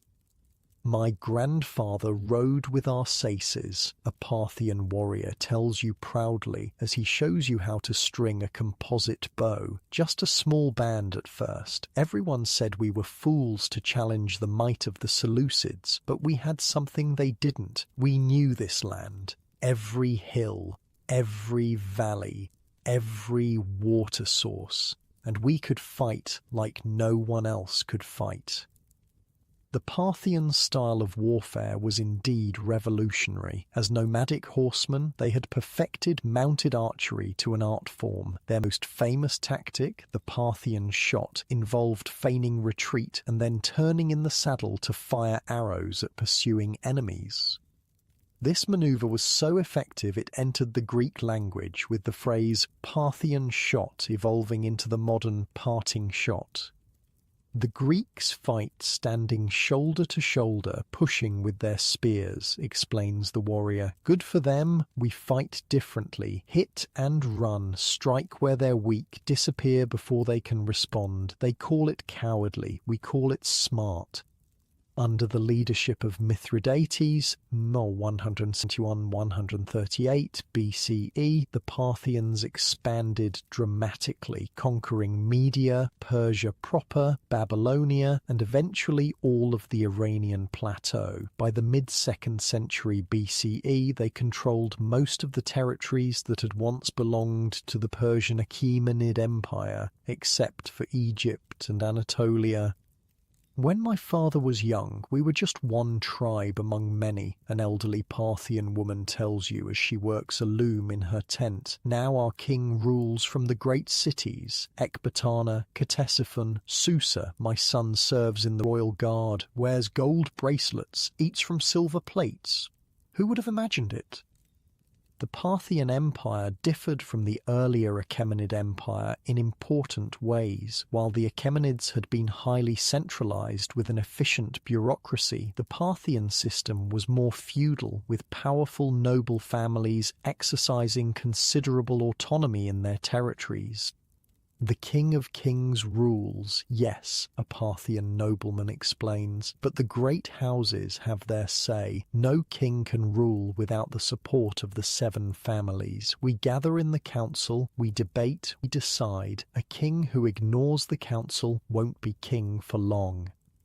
This aristocratic system gave Parthia remarkable political stability. The nobility could depose an unfit king through a vote without the empire falling into civil war. Conversely, even powerful nobles could be disciplined by the king without causing rebellion, as long as proper procedures were followed and the punishment seemed justified to the broader nobility. Last year, the king removed Lord Surena from his lands and titles, whispers an attendant at a noble gathering. Surena's family has been powerful for generations, but he plotted with Roman agents. The evidence was clear, the procedure correct, not even his brothers protested. This political stability gave Parthia an advantage against its primary rival, Rome. While the Roman Republic and later Empire experienced regular and devastating civil wars, the Parthian succession system generally avoided such self-destructive conflicts. The first major confrontation between Rome and Parthia came in 53 BCE, when Roman general Marcus Licinius Crassus, the third member of the first triumvirate with Caesar and Pompey, invaded Parthian territory, hoping to match the military glories of his political rivals. The Romans thought victory would be easy, a Parthian commander tells his troops before battle. They've conquered Greece, Macedonia, Syria. Why not Parthia next? But they don't understand what they're facing. We are not Greeks. We are not Syrians. We are the heirs of Cyrus and Darius. At the Battle of Carrhae, the Parthians inflicted one of Rome's most devastating defeats. Crassus's legions, designed for close-quarters infantry combat, were decimated by Parthian mounted archers who could strike from beyond Roman range and evade any counterattack. Crassus himself was killed, and the Roman defeat sent shockwaves through the Mediterranean world. They just kept riding around us, shooting and shooting, a traumatized Roman survivor tells you years later in an Antioch tavern. We couldn't reach them with our javelins, couldn't close to sword range, men falling everywhere, the sand turned red with Roman blood. According to legend, the Parthians executed Crassus by pouring molten gold down his throat, a poetic punishment for a man famous for his greed. While this story may be more myth than fact, it reflects the symbolic nature of the victory. Parthia had proven itself Rome's equal, establishing a balance of power that would last for centuries. The Romans never truly understood us, reflects a Parthian diplomat who spent years in Rome. They thought us barbarians because we didn't live exactly as they did. They never grasped that our empire was built on different principles than theirs, not lesser, just different. The Roman-Parthian frontier stabilized along the Euphrates River, with occasional wars but neither side able to permanently defeat the other. This created a kind of ancient Cold War, with direct conflicts, proxy wars, and complex diplomacy. We fight, we make peace, we trade, we spy on each other, shrugs a Parthian border commander. Sometimes they take a city from us, sometimes we take it back. The dance has been going on since my grandfather's time and will likely continue until my grandchildren are old. Life in the Parthian Empire varied dramatically depending on location. The western regions, like Mesopotamia, maintained their ancient urban civilizations with sophisticated economic systems, while the Iranian plateau combined settled agriculture with pastoral nomadism, and the eastern frontiers remained largely nomadic. 3 different worlds in one empire, observes a Greek merchant who travels throughout Parthian territories. In Babylonia, great cities with temples and markets that have existed for thousands of years. In Media and Persia, fortress towns surrounded by farms and pastures. In the east, tribal lands where the horse is king. The Parthians were pragmatic rulers who generally allowed local customs, religions, and even administrative systems to continue as long as taxes were paid and their authority recognized. This approach created a diverse, multicultural empire held together by a common Iranian elite culture and military system. I serve the King of Kings, says an administrator in Babylon, but I worship our local gods, speak our local language, follow our local laws in most matters. The Parthians care most that the taxes flow and that there is no rebellion. Beyond that, they leave us largely to ourselves. Culturally, the Parthian period marked a Persian renaissance after centuries of Greek dominance. The Parthians consciously presented themselves as heirs to the Achaemenid Empire and restorers of Iranian traditions. They revived the use of Persian titles, symbols, and administrative terms. My father gave me a Greek education, taught me to admire Homer and Plato, confides a young nobleman, but my heart beats to the ancient rhythms of Iran. I speak the language of my ancestors, honour their gods, practice their traditions. The Greeks brought much that was valuable, but we are not Greeks, we are Persians. The Parthian kings used the ancient title King of Kings, Shahanshah, and adopted much of the royal imagery and ceremony of the Achaemenid period. Coins showed the ruler wearing a diademed soft cap instead of the Greek royal diadem, emphasizing their non-Greek identity. Religion during the Parthian period was remarkably diverse. Zoroastrianism experienced a revival, with fire temples maintained throughout the empire. However, there was no attempt to impose religious uniformity. Greek gods, Mesopotamian deities, early Christianity, Judaism, and various mystery cults all flourished in different regions. In my city alone, boasts a merchant from Seleucia on the Tigris, you can find temples to Ahura Mazda, Zeus, Marduk, Mithra, and a dozen other gods. Jews have their synagogue, various philosophical schools their meeting places. As long as you don't cause trouble, you can worship as you please. The Parthians were also enthusiastic participants in the Silk Road trade network connecting China to Rome. Parthian merchants grew wealthy, controlling the middle section of this lucrative route, and exotic goods from as far as Han Dynasty China made their way to Parthian cities. See this fabric? A merchant asks, showing you a shimmering length of silk made by people at the very edge of the world, so distant most believe they're myths rather than real. But the silk is real enough, and so is the gold it brings to those who trade in it.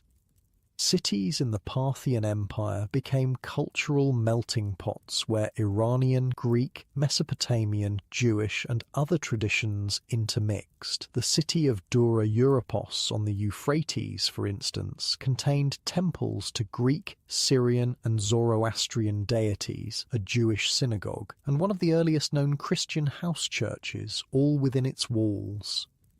"My neighbours worship 5 different gods between them," laughs a resident of Ctesiphon, the Parthian winter capital. "We argue religion over wine, then go to the market together to haggle with the same merchants. Somehow it works." Daily life for ordinary people under Parthian rule centered around family, work, and local community. In rural areas, the rhythm of agricultural seasons dictated life, while in cities, commerce and crafts provided livelihoods. The Parthian period saw improvements in irrigation technology, metalworking, and textile production.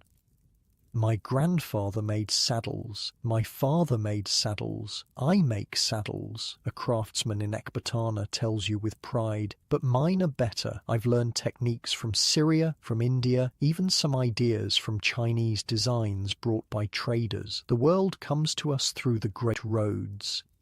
Art and architecture during this period reflected the empire's cultural synthesis. Parthian art combined Hellenistic techniques with Iranian subjects and sensibilities. A distinctive feature was frontality in portraiture, figures represented facing directly forward with intense, penetrating gazes. This style would influence Byzantine, early Christian and Islamic art. "Look at the eyes," an artist says, showing you a wall painting in a wealthy home. Greek artists show the face in profile or 3/4. We show it full on, the eyes looking directly at you. It's more powerful, more immediate. You feel the person's presence, their spirit. Parthian architecture similarly blended traditions. The famous Iwan, a vaulted hall open on one side, became a signature element of Parthian buildings. These grand spaces, often used for royal audiences, created dramatic visual impressions and would become central to later Persian and Islamic architecture. "Stand here at the entrance," instructs a palace guide, positioning you at the opening of an enormous Iwan. "See how the space draws your eye inward, how the vaulting seems to float overhead. This is Parthian innovation, not Greek, not Achaemenid, but something new we've created." By the late Parthian period, around 200 CE, the empire faced growing challenges. Repeated wars with Rome drained resources, while the decentralized political system that had provided stability sometimes hindered effective responses to crises. Internal tensions between the monarchy and nobility occasionally flared into open conflict. "The old ways served us well for generations," sighs an elderly councillor after a particularly contentious meeting of nobles. "But the world changes. Rome grows stronger. New threats emerge from the east. We debate while our enemies act. Perhaps it is time for new approaches." In the eastern province of Pars, the original Persian heartland, a family of local rulers began to consolidate power and build their own base of support. Led by Ardashir, they would eventually challenge Parthian rule directly, setting the stage for yet another Persian renaissance. They say this Ardashir claims descent from the ancient kings, a traveller tells you at a caravanserai, one of the roadside inns that dotted the empire's trade routes, claims the Parthians have become too foreign, too compromising, says he'll restore Iran to its true glory. Dangerous talk, but some listen. As the stars emerge over the Mesopotamian plain, you watch travellers and merchants from a dozen lands sharing meals, stories and songs in the courtyard of the caravanserai. Romans, Syrians, Jews, Arabs, Indians, even a few Chinese, all finding common ground in this Parthian station on the great trade routes. the Parthian Empire never achieved the administrative sophistication or cultural brilliance of the Achaemenid period, nor would it reach the religious and artistic heights of what was to come, but it performed a crucial historical function. It restored Iranian rule to the Iranian plateau, preserved and revived Persian identity after foreign domination, and maintained Persia's position as a world power for over 4 centuries. As you drift towards sleep, the distant sound of horses reminds you of the nomadic origins of these Parthian rulers. From the high steps they had come, these master horsemen, to reclaim the legacy of Cyrus and Darius, and though their time would pass, as all empires' times do, they had ensured that Persia would endure as a distinct civilization with its own identity, traditions, and destiny. Unlike you in your peaceful bedroom, free from the worries of imperial politics or nomadic invasions, the people of Parthia lived in a world of constant change and adaptation. Yet through it all, the essential character of Persian civilization continued to evolve and flourish, preparing the ground for what would be its last and perhaps greatest pre-Islamic flowering. The dawn light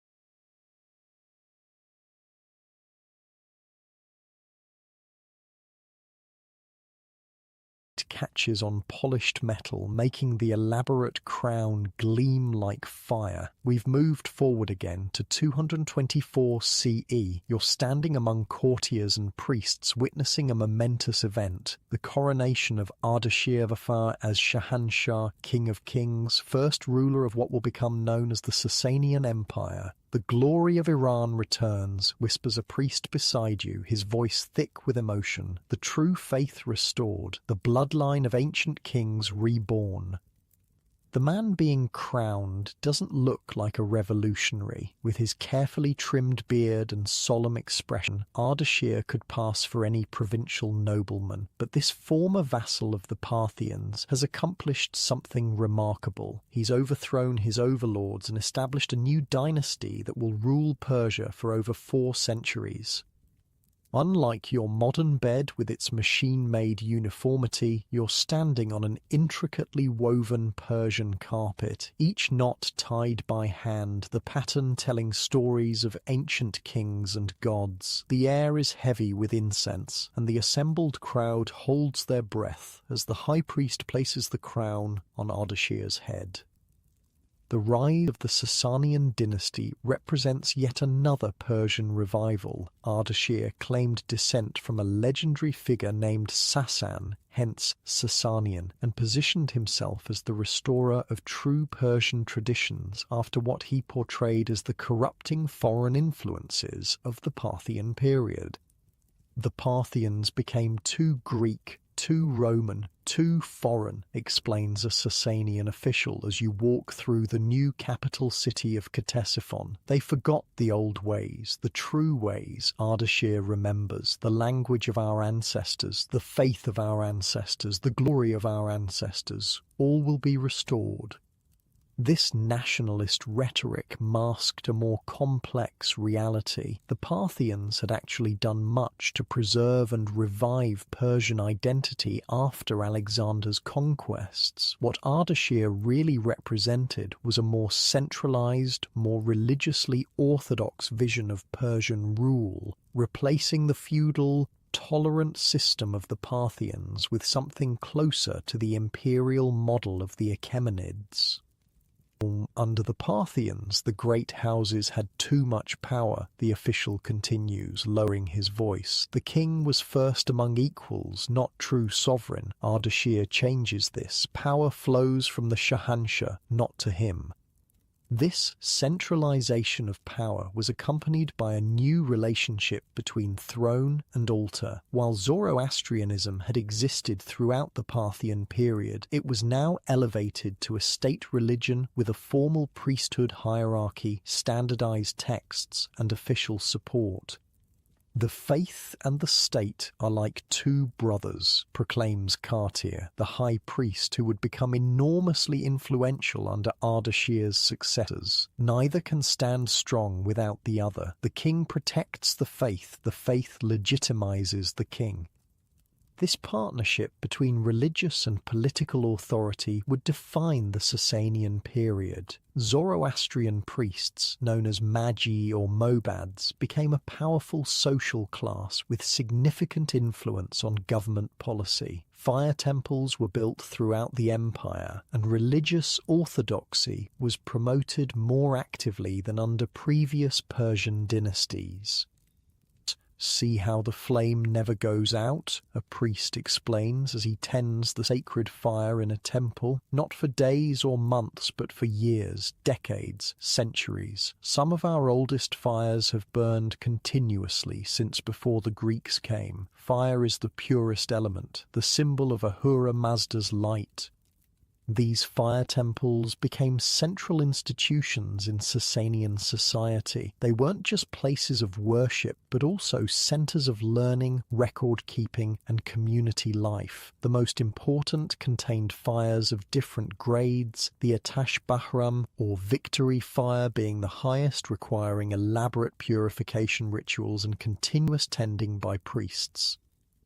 16 different types of fire gathered from lightning, from hearths, from funeral pyres, from blacksmiths. The priest continues, his face illuminated by the sacred flame, all purified through complex rituals combined into one perfect fire that represents all fires in the world. For ordinary Persians, Zoroastrian practice involved both public and private observances. Daily prayers were offered at dawn, noon, and dusk, ideally in the presence of fire or light. Regular festivals marked the turning of the seasons, with Nowruz, the spring equinox, being the most important, a celebration of renewal that continues in Iran and surrounding regions to this day. "My grandfather taught me the prayers when I was just a child," a merchant tells you, as he performs his morning devotions before a small household fire. "Good thoughts, good words, good deeds. This is the path of righteousness. The choices we make, moment by moment, determine whether we strengthen Ahura Mazda or his enemy, Ahriman." This moral dualism, the cosmic struggle between the forces of good and evil, light and darkness, was central to Zoroastrian theology. Unlike many ancient religions focused primarily on ritual observance, Zoroastrianism emphasized ethical choices and personal responsibility. Humans were seen as active participants in the cosmic battle, with their choices either advancing the cause of good or strengthening evil. "The Romans and Greeks think us strange for our burial customs," explains a Zoroastrian elder as you walk past a dakma, or Tower of Silence, where the dead are exposed. They bury their dead in the earth or burn them in fire, polluting the sacred elements. We return our dead to the birds of the air, completing the cycle of nature without contamination. These distinctive practices set Zoroastrians apart from other faith traditions, though the Sasanians generally continued the Persian tradition of religious tolerance, at least initially. Jews, Christians, Buddhists, and followers of various local religions were allowed to practice their faiths, though they typically paid additional taxes and faced occasional restrictions. "We have our quarter of the city, our synagogues, our courts for internal matters," a Jewish merchant in Ctesiphon tells you. "We pay the special tax, we don't proselytize, we don't cause trouble. In return, we're left alone to follow our ways. It's not equality, but it's better than we've found in many lands."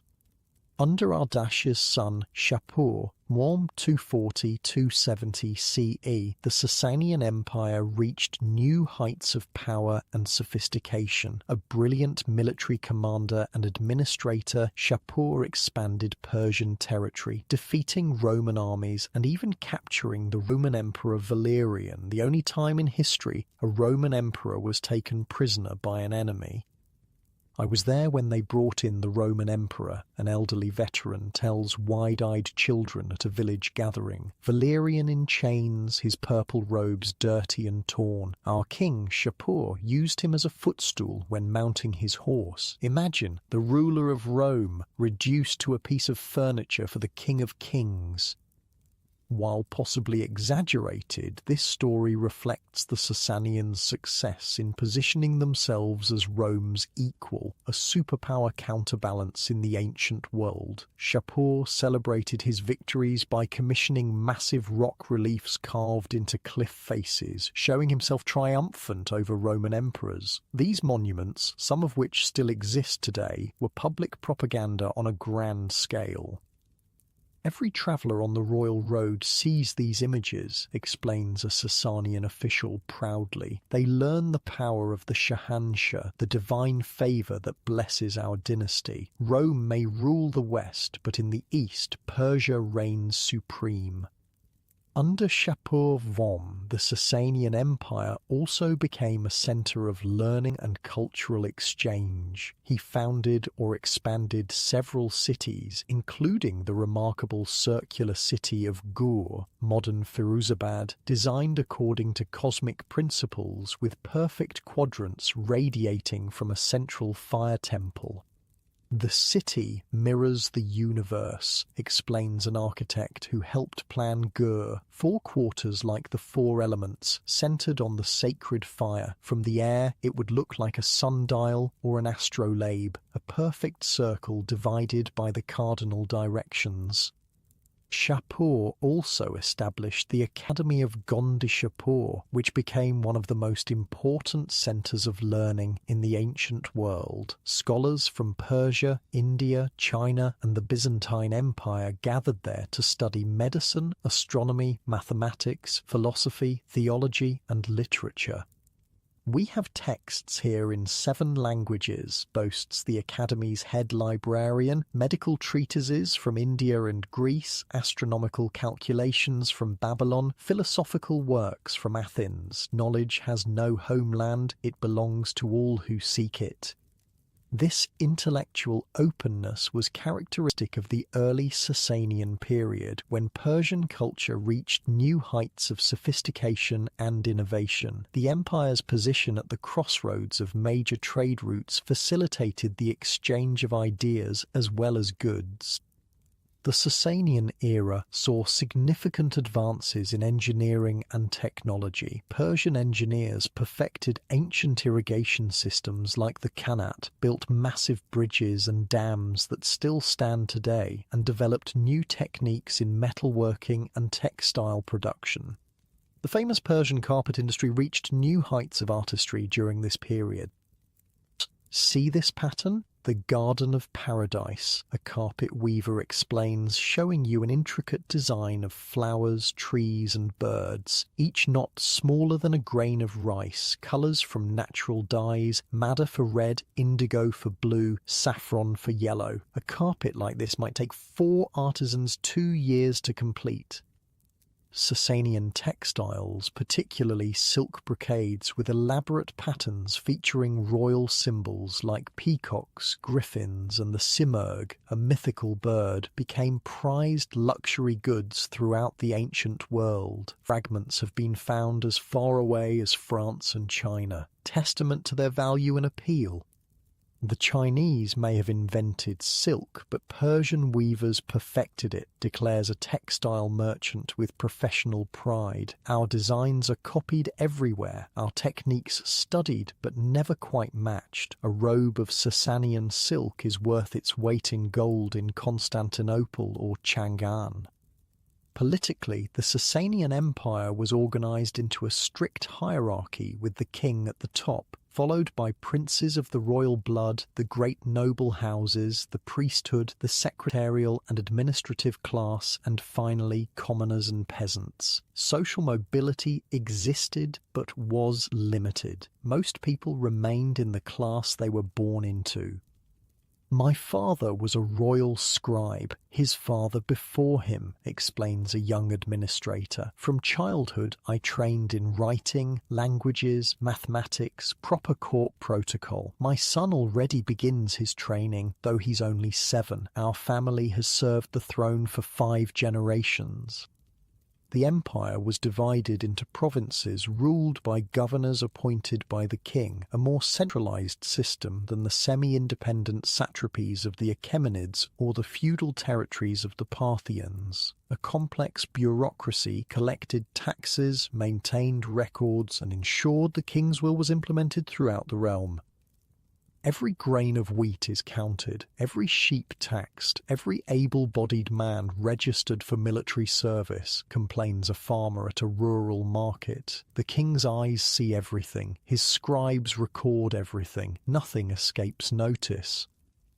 The military was organized around a corps of heavily armored cavalry known as the Savaran or Aswaran. These elite warriors, drawn from the nobility, wore scale or chain armor and carried lances, swords, and bows. In battle, their thunderous charges could shatter enemy formations, a tactic that influenced the later development of medieval knights in Europe. A true Savaran begins training before he can walk, boasts a cavalry officer, showing you the elaborate armor that protects both him and his horse. By the age of 7, he can shoot from horseback. By 14, he can hit a target while riding at full gallop. By 20, he is a living weapon, man and horse moving as one. The Savaran represented a significant evolution in warfare. While the Parthians had relied on light cavalry using hit-and-run tactics, these Sasanian heavy cavalry could deliver devastating frontal charges, combining the mobility of horsemen with the shock power of heavily armored warriors. The Romans learned to fear our cataphracts, the officer continues, using the Greek term for these armoured horsemen. At Edessa, at Barbalissos, at countless other battles, they broke against our charges like waves against rock. Relations with Rome, and later the Byzantine Empire after Rome's division, defined much of Sasanian foreign policy. The two superpowers fought numerous wars over contested territories like Armenia and Mesopotamia. These conflicts were occasionally punctuated by periods of peace and diplomatic exchange, but the fundamental rivalry remained. My father fought the Romans. I've fought the Romans. My son will fight the Romans, sighs a veteran commander. Sometimes we win, sometimes they win. The borders move back and forth like the tide. Only the war seems eternal. During the 5th and 6th centuries, internal religious conflicts began to challenge the stability of the Sasanian state. Kartir, the influential high priest under several kings, had initiated persecutions against non-Zoroastrian faiths, a break from traditional Persian tolerance. Meanwhile, new religious movements arose that threatened orthodox Zoroastrianism. Mani claimed to have synthesized the truths of all religions, Zoroastrianism, Christianity, Buddhism, explains a former follower of Manichaeism, a dualistic faith founded by the prophet Mani in the 3rd century. His teachings spread like wildfire across Persia, even to China and Rome. The priests saw the threat and had him executed, but his ideas lived on. Another challenge came from Mazdakism, a proto-socialist religious movement that advocated community property and the redistribution of wealth. Under King Kavad Fen 488-531 CE, Mazdakites briefly enjoyed royal support, causing alarm among the nobility and Orthodox priesthood, who eventually suppressed the movement violently. Mazdak preached that poverty was against the will of Ahura Mazda, recalls an elderly peasant who had witnessed the movement's rise and fall. He said no man should hunger while another feasts, no family should freeze while another has unused clothing. Beautiful ideas, dangerous ideas.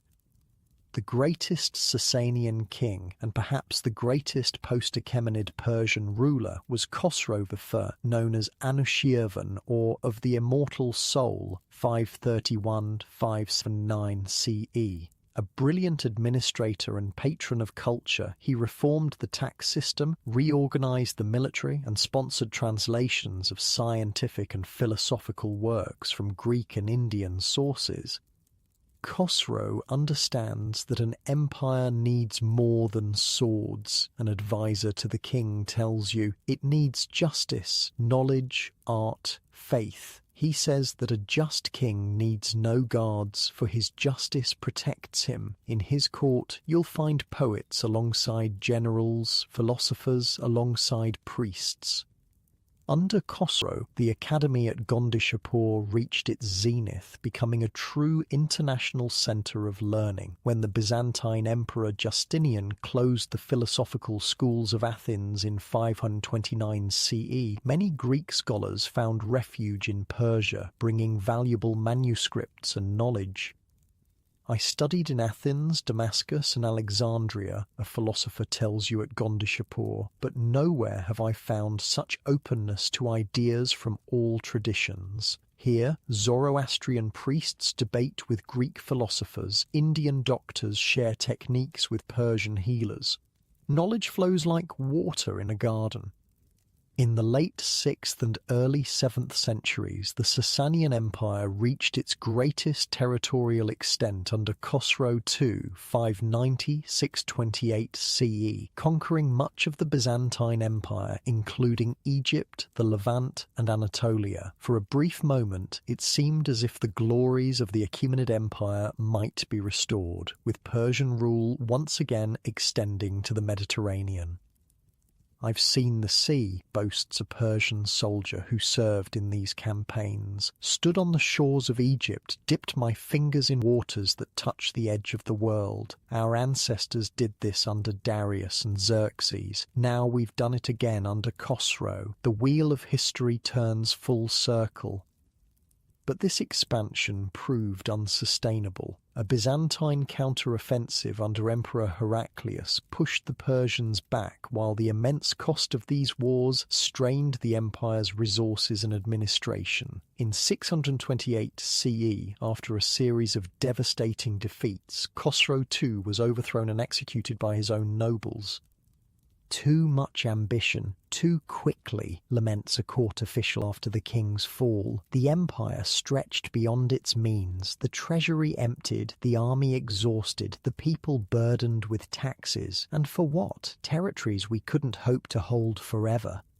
What followed was a period of unprecedented chaos. In just 4 years, 628–632 CE, the Sasanian throne changed hands 10 times as rival claimants fought for power. This internal strife left the empire vulnerable just as a new power was emerging to the west, the Islamic Caliphate.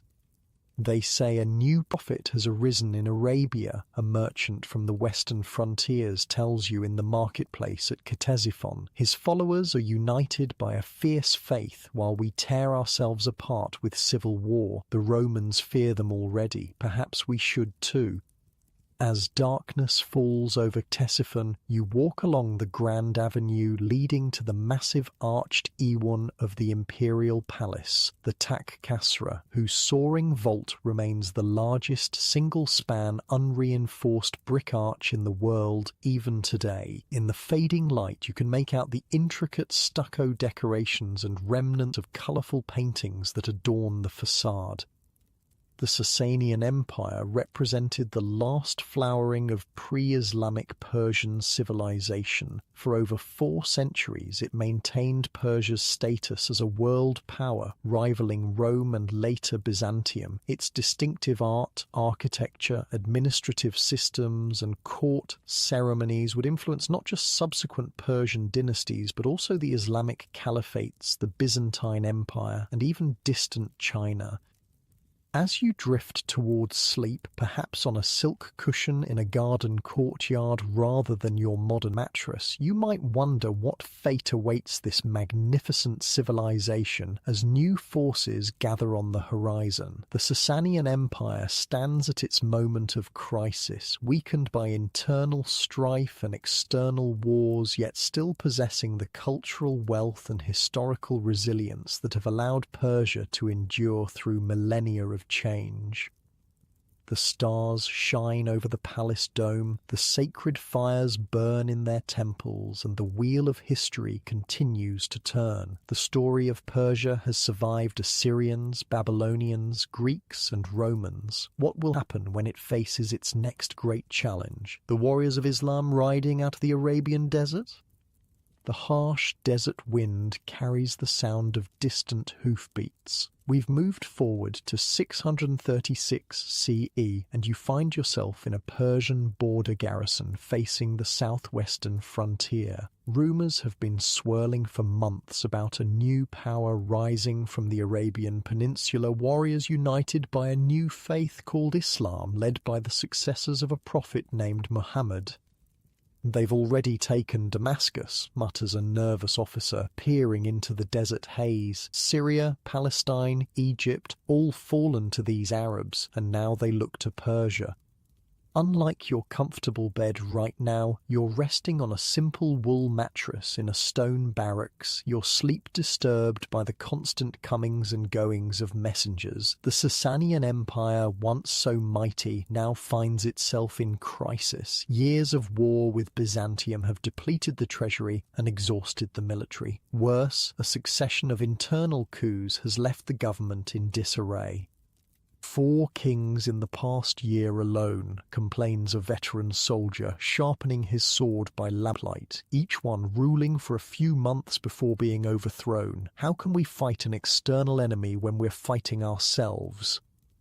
The Sasanian Empire's vulnerability was precisely what the newly unified Arab forces needed for their expansion. Following Muhammad's death in 632 CE, his followers had consolidated control over Arabia and begun expanding outward under the leadership of the caliphs. Muhammad's successors as political and religious leaders of the Muslim community.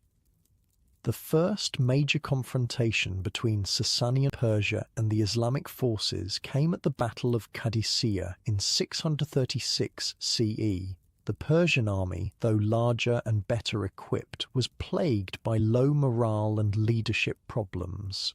"Our General Rustam didn't even want this battle," whispers a Persian officer the night before the engagement. "He negotiated with the Arabs for months, hoping to avoid war, but the king insisted we fight, though he remains safely in Ctesiphon while we face the enemy." The battle lasted several days, with initial Persian successes giving way to devastating defeat. A sandstorm blowing in the Persians' faces aided the Arab forces, as did innovative tactics that neutralized the advantage of the famed Persian heavy cavalry.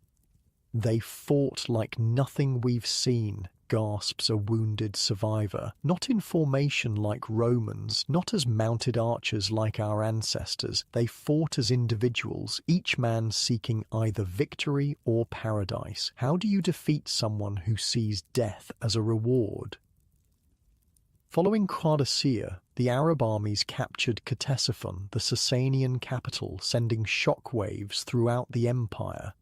King Yazdegerd III fled eastward, attempting to rally forces for a counterattack. "The King of Kings running from city to city begging for troops," says a merchant sadly as he packs his goods, preparing to flee the advancing Arab armies. The royal treasury carried on the backs of mules, the sacred fire from the great temple transported in secret. The world turns upside down. Over the next decade, Persian resistance crumbled province by province. Some regions surrendered without fighting, seeing little reason to die for a dynasty that had lost its vigor. Others fought fiercely but were ultimately overwhelmed. By 651 CE, the last Sasanian king, Yazdegerd III, was assassinated while hiding in a miller's hut in distant Merv, marking the official end of the empire. So falls 4 centuries of Sasanian rule over a millennium of Persian kingship, observes an elderly Zoroastrian priest watching refugees stream into his fire temple, from Cyrus to Yazdegerd, from glory to exile. Yet Persia has fallen before, and Persia has risen again. The Arab conquest brought immediate changes. Islam became the official religion, Arabic the language of government. Non-Muslims, Zoroastrians, Christians, Jews were allowed to practice their faiths but had to pay a special tax called jizya and accept second-class status as dhimmis, protected minorities. Convert, pay, or die. Those were our choices. A Zoroastrian craftsman tells you in the market of what was once Ctesiphon, now renamed Baghdad. My brother chose Islam and now works in the caliph's court. I keep the old faith and pay the tax. My cousin resisted and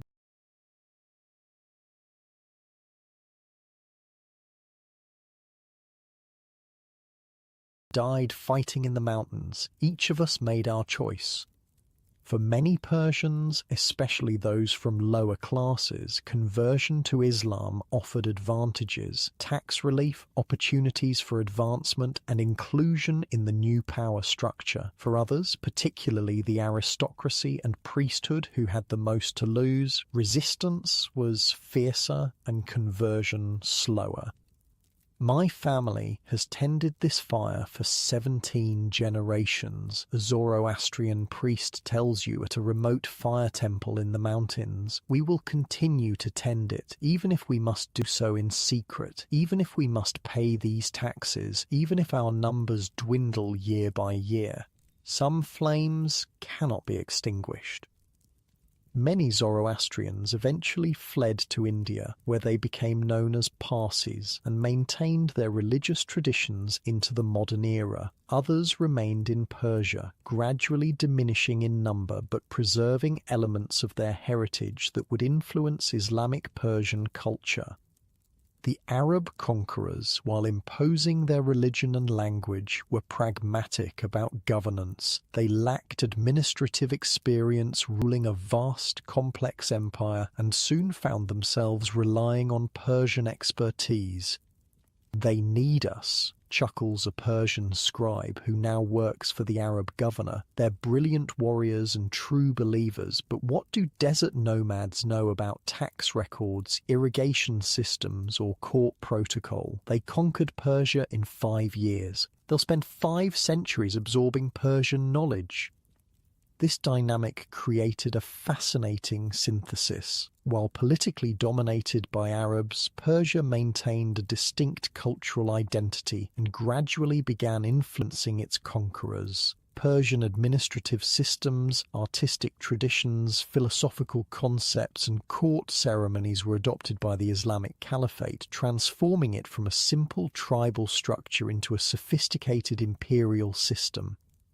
"The Arabs conquered our lands but couldn't conquer our minds," observes a Persian philosopher who has carefully studied both Zoroastrian texts and the new Islamic teachings. "Now they speak with our words, govern with our methods, think with our concepts. The sword can take a kingdom, but culture captures hearts." The process accelerated dramatically with the Abbasid Revolution in 750 CE. The Umayyad Caliphate, dominated by Arab tribal aristocracy, was overthrown with significant Persian support. The new Abbasid Caliphate established its capital at Baghdad, built near the old Sasanian capital of Ctesiphon, and incorporated many more Persian elements into its governance and culture. The Umayyads treated us as conquered subjects, explains a Persian official in the early Abbasid court. The Abbasids treat us as partners, still junior partners, mind you, but partners nonetheless. We advise, they decide, we administer, they rule. It's not equality, but it's a beginning. Under the Abbasids, Persian influence grew tremendously. The position of wazir, vizier, the chief minister to the caliph, was often held by Persians. The elaborate court ceremonies of the Sasanians were adopted almost wholesale. Persian festivals like Nowruz, New Year, continued to be celebrated. Persian literature, art and science flourished with Islamic patronage. I remember my grandfather telling stories of the Sasanian court, says a Persian vizier as he prepares for a meeting with the caliph. The throne room I'll enter today is arranged exactly as he described the Sasanian one. The same layout, the same protocols, even similar decorations. Only the language and the god have changed. This Persian Renaissance within Islamic civilization reached its height during what historians call the Islamic Golden Age, 8th to the 13th centuries CE. Baghdad became the intellectual center of the world, with scholars from across Europe, Africa, and Asia gathering to study and exchange ideas. A crucial institution in this intellectual flowering was the House of Wisdom, Beit al-Hikmah, established in Baghdad around 830 CE. Here, works of Greek, Indian, Persian, and other traditions were translated, studied, and expanded upon. In this one building, you'll find translations of Aristotle and Plato alongside Persian astronomical tables and Indian mathematical treatises, marvels a visiting scholar. Christians work alongside Muslims, Jews alongside Zoroastrians. Knowledge has no religion here. Persian scholars made tremendous contributions across multiple fields. Al-Khwarizmi's mathematical works gave us the terms algebra and algorithm. Al-Razi revolutionized medicine and chemistry. Al-Biruni made groundbreaking discoveries in physics, astronomy, and anthropology. Ibn Sina, Avicenna, created medical texts that would be used in Europe for centuries. We stand on the shoulders of giants, a Persian doctor tells his students at a Baghdad hospital. Zoroastrian healing traditions, Greek medical theory, Indian surgical techniques, and now the empirical approaches we're developing, all coming together to create something new and powerful. Persian literature also underwent a remarkable transformation. With the Arab conquest came a new alphabet and a new dominant language, Arabic. But by the 9th century, a literary revival began using a language now known as New Persian or Farsi, written in Arabic script but distinctly Persian in vocabulary and grammar. This became the vehicle for a cultural renaissance. Our ancestors wrote in Pahlavi script, which few can read now, explains a poet in the city of Shiraz. Arabic script belongs to our conquerors, but listen to what we've done with it, made it sing with Persian words, Persian rhythms, Persian stories. The container may be Arab, but the wine is purely Persian. The greatest early figure in this literary revival was Ferdowsi, whose epic poem Shahnameh, Book of Kings, preserved pre-Islamic Persian mythology, history, and identity. Completed around 1010 CE, this massive work, longer than Homer's Iliad and Odyssey combined, became the cornerstone of Persian cultural identity under Islamic rule. Ferdowsi gave us back our stories, says a storyteller who recites portions of the Shahnameh in a tea house. The heroes of ancient Iran, Rostam, Sohrab, Siavash, live again in his verses. For 30 years he laboured, using almost exclusively Persian words, minimal Arabic. It was an act of cultural resistance wrapped in literary brilliance. By the 10th century, political fragmentation of the Abbasid Caliphate led to the emergence of independent Persian dynasties. the Samanids, Buyids, and later the Ghaznavids, established states that, while technically vassal kingdoms of the Caliphate, functioned as autonomous Persian revivals.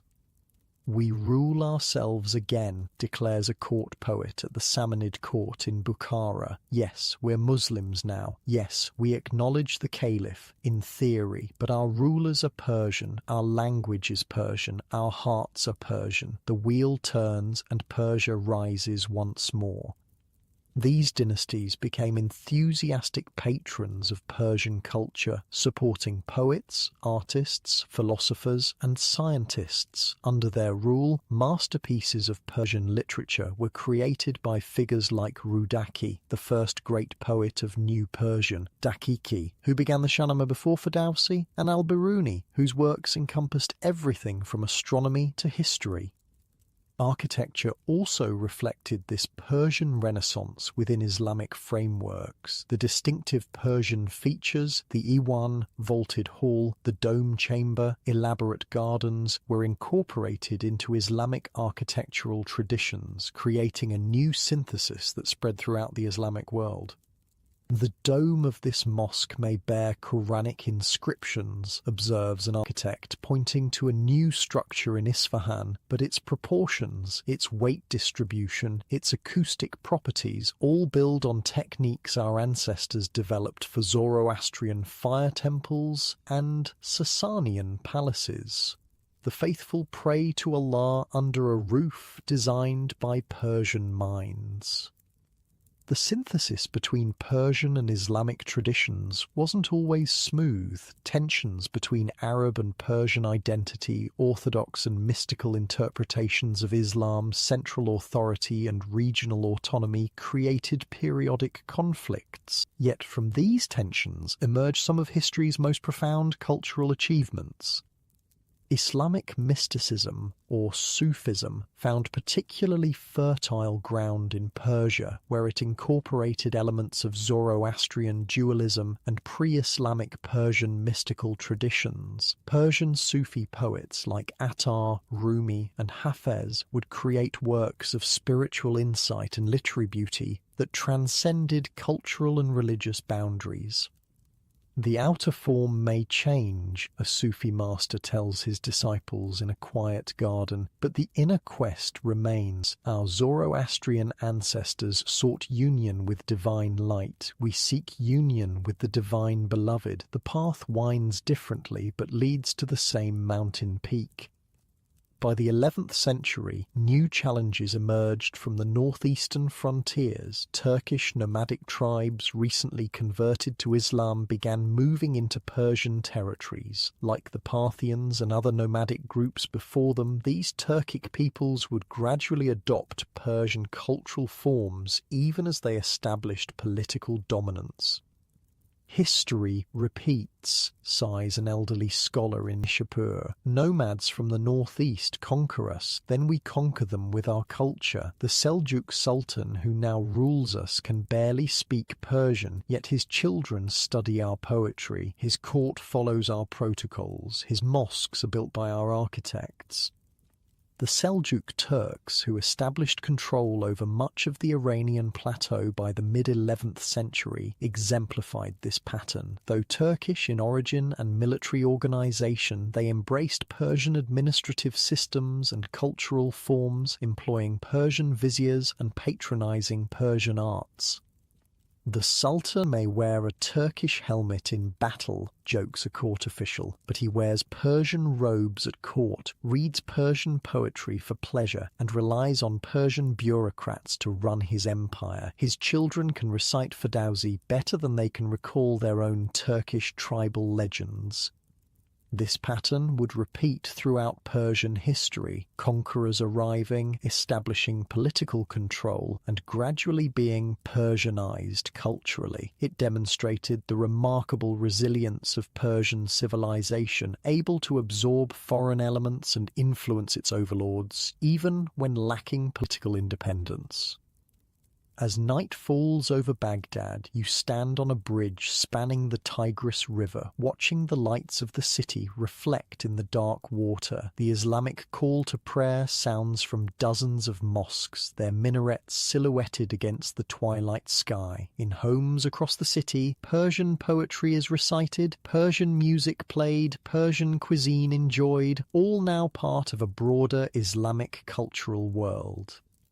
The stars emerge overhead, the same stars that shone on Cyrus as he founded the First Persian Empire, on Darius as he built Persepolis, on Alexander as he conquered, on the Parthians as they rode from the steppes, on the Sasanians as they revived Zoroastrian traditions. And now they shine on a Persian world transformed by Islam, yet still distinctly Persian. As you drift towards sleep, perhaps on a traditional Persian carpet rather than your modern mattress, you reflect on the remarkable adaptability that has allowed Persian civilization to endure through conquest, religious change, and cultural transformation. The Arab conquest didn't end Persian history, it simply opened a new chapter in an epic story that continues to unfold. And the story isn't over yet. Even now, new challenges approach from the distant east, challenges that will test Persian resilience as never before. A cold wind howls across a landscape of ash and ruin. We've moved forward to 1258 CE, and you find yourself standing amid the smoking remains of Baghdad, once the glorious center of Islamic civilization. The Mongol armies have come and gone like a devastating storm, leaving destruction on a scale almost beyond comprehension. Nothing remains, whispers a hollow-eyed survivor, picking through the rubble of what was once a grand library. 1,000 years of knowledge turned to ash, the caliph executed, scholars slaughtered, irrigation systems destroyed. They say the Tigris ran black with ink from all the books thrown into the river, then red with blood. Unlike your safe, warm bed right now, you're standing in a nightmare landscape of death and devastation. The Mongol invasion, led by Hulagu Khan, grandson of Genghis Khan, marked perhaps the greatest catastrophe in Persian history, greater even than Alexander's conquest or the Arab invasion. What made the Mongol devastation so complete was not just its violence, but its systematic destruction of the infrastructure that sustained civilization. The elaborate irrigation systems that had turned desert into farmland for thousands of years were demolished. Cities that had stood since ancient times were razed to the ground. Entire populations were massacred. They killed everyone in Nishapur, a refugee tells you, his voice flat with trauma. Men, women, children, even animals. They separated the heads from the bodies and built pyramids of each. They didn't want plunder or conversion. They wanted to erase us from the earth.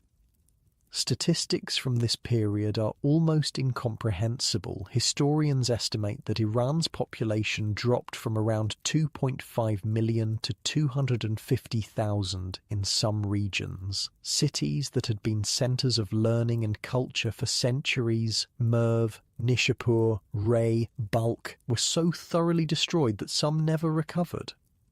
Yet even in this darkest hour, Persian civilization demonstrated its remarkable resilience. Within a generation, the conquerors were being absorbed by the culture they had tried to destroy.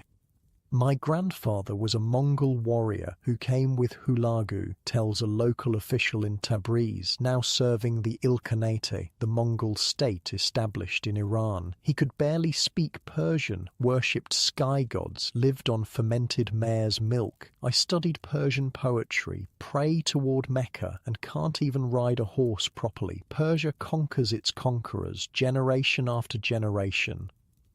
The Ilkhanate period, 1250–1635 CE, saw the gradual reconstruction of Persian society and the conversion of the Mongol rulers to Islam. Under rulers like Ghazan Khan, who embraced Islam in 1295, there was a substantial effort to rebuild cities, restore agriculture, and revive culture.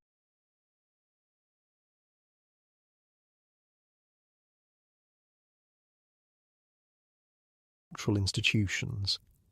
The Khan prays 5 times daily now, observes a Persian advisor at the Mongol court. He's rebuilding mosques he helped destroy, patronizing Persian poets, governing through Persian administrators. His grandfather sought to erase Persian culture. He seeks to embody it.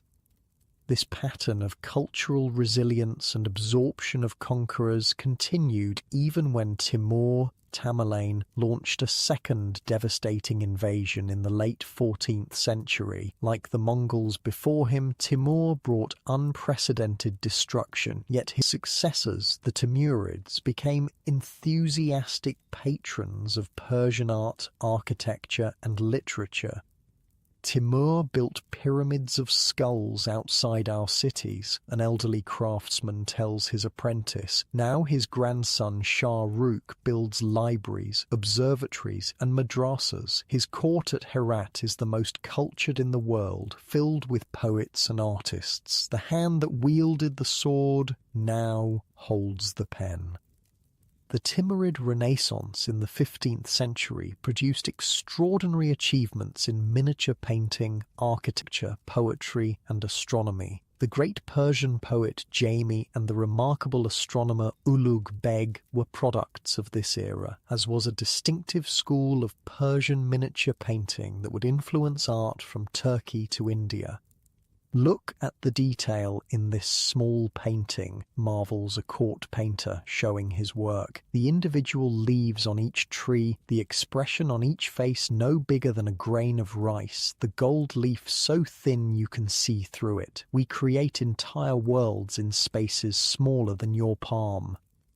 By the early 16th century, a new force emerged that would once again transform Persia, the Safavid dynasty. Founded by Shah Ismail I, who claimed descent from Sufi saints, the Safavids would establish the most enduring and consequential state in post-Mongol Iran. A new Persia rises, declares a Safavid soldier as their army marches toward Tabriz in 1501. Not just a dynasty, but a spiritual revival. The hidden Imam guides our path. The 12 stars light our way. Through Shah Ismail, Iran will be reborn. What made the Safavids revolutionary was their embrace of Twelver Shia Islam as the official state religion, a momentous decision that distinguishes Iran from most of its Sunni neighbours to this day. Though Shi'ism had existed in Iran previously, the Safavids promoted it with unprecedented vigour, sometimes forcibly converting Sunni populations. Before, I prayed like my Sunni neighbours, an old man explains to his grandson in Isfahan. Now I pray as a Shia, honouring Ali and the Imams. The words changed, the direction remains the same. God is still God, but the path to him has shifted. Under Shah Abbas, 1588–1629, the Safavid Empire reached its zenith. His new capital at Isfahan became one of the world's most beautiful cities, centered around the magnificent Nakshi Jahan Square with its mosques, palaces, and bazaars. European visitors called Isfahan half the world, suggesting that to see it was to see half of the world's beauty. The square is designed to display the harmony of divine and earthly power, explains a court architect proudly. The Shah's palace, the mosque, the bazaar, political authority, spiritual guidance, and economic prosperity in perfect balance. This is not just a city, it's a philosophical statement in brick and tile. The Safavid era also marked Persia's entry into the age of global connections. European powers, particularly England and the Dutch Republic, sought trade relationships and diplomatic alliances with the Safavids against their common enemy, the Ottoman Empire. Strange pale men from across the western seas, muses a merchant in the bazaar, examining English woolen cloth. They bring timepieces that tick without water or sun, glasses that make the distant near, weapons that roar like dragons. What wonders must exist in their lands, and what might they covet in ours? These interactions brought new influences into Persian culture while spreading Persian arts and goods throughout Europe. Persian carpets, textiles, and ceramics became highly prized luxury items in European courts. Persian artistic motifs appeared in European paintings, architecture, and decorative arts.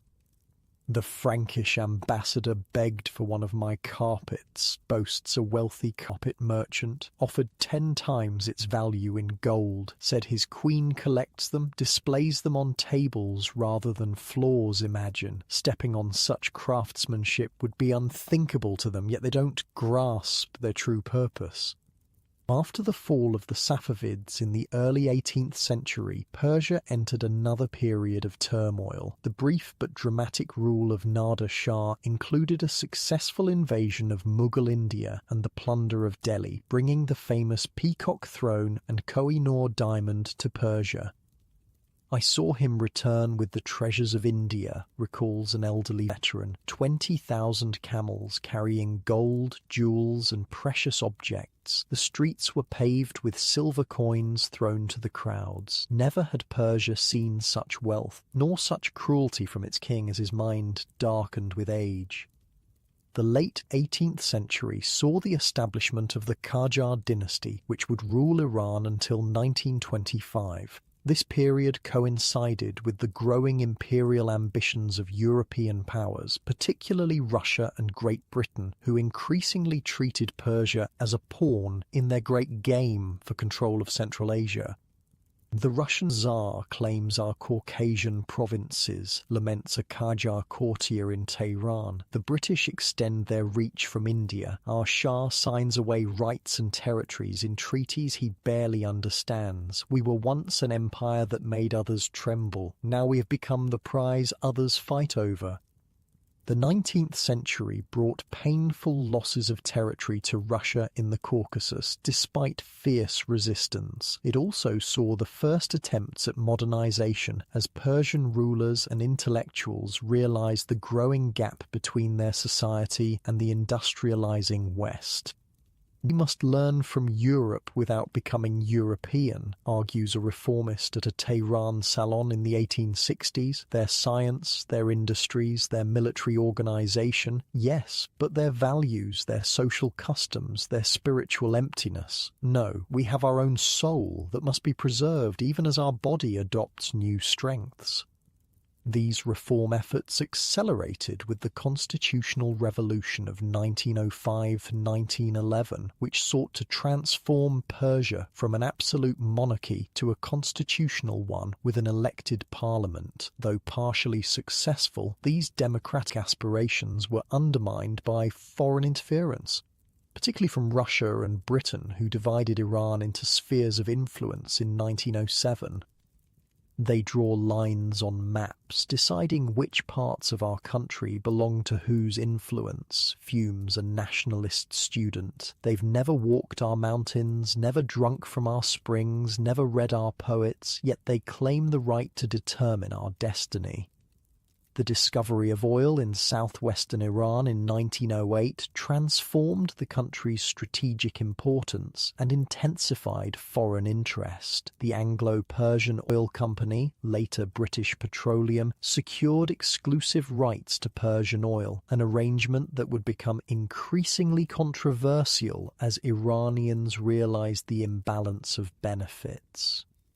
Black Gold muses an engineer at the Abadan refinery, watching the thick liquid pump into British tankers. They say it will power the future, replace coal, transform industry. The British ship away our national treasure, leaving us pittance payments and polluted land. This cannot stand forever.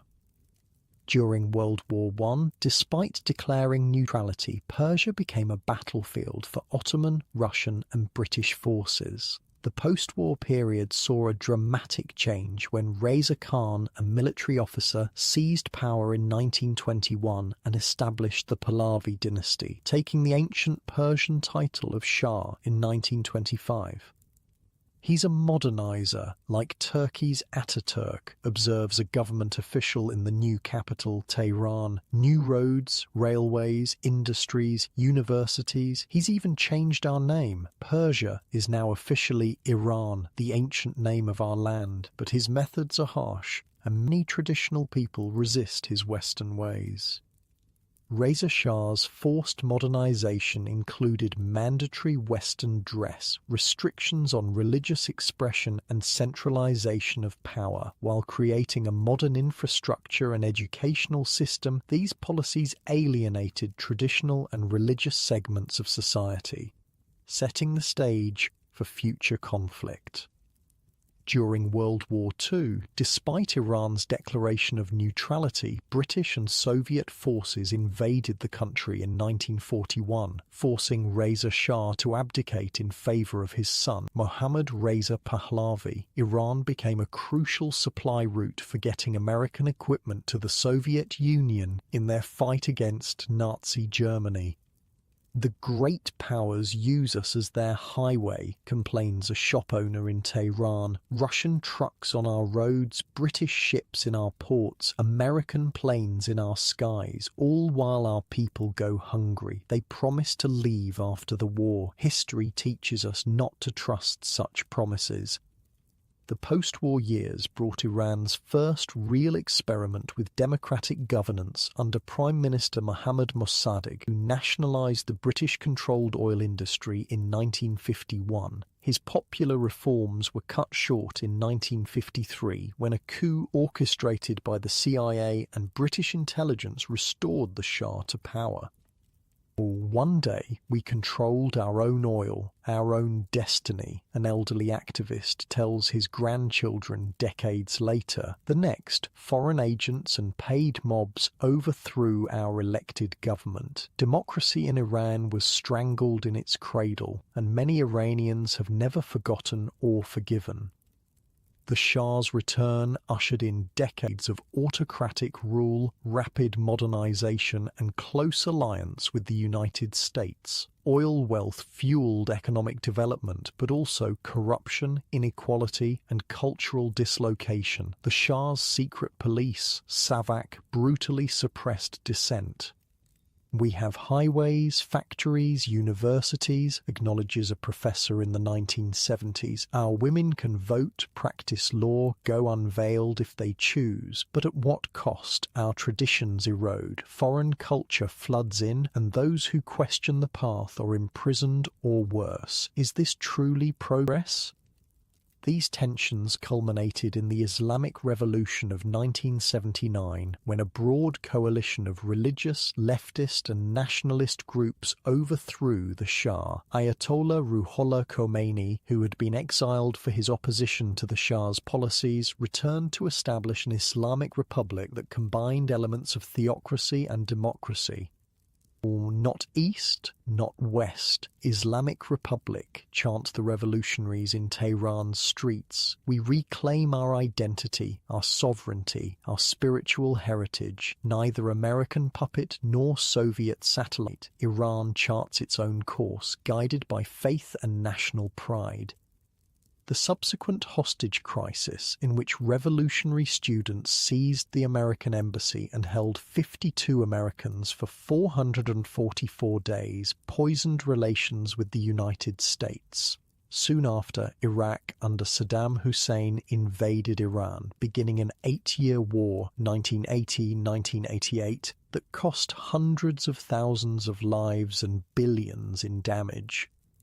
"They thought we were weakened by revolution, vulnerable to attack," remembers a veteran of the Iran-Iraq War. "They sent tanks and planes, chemical weapons and missiles, but every Iranian, from school children to the elderly, rallied to defend our soil. The world supported our enemy, yet we survived through sacrifice and determination." The decades since the revolution have seen Iran navigate a complex path, maintaining its revolutionary ideals while adapting to changing global realities. Periods of reform under presidents like Mohammad Khatami alternated with more conservative governance. Relations with the West have fluctuated between tentative engagement and sharp confrontation, particularly over Iran's nuclear program.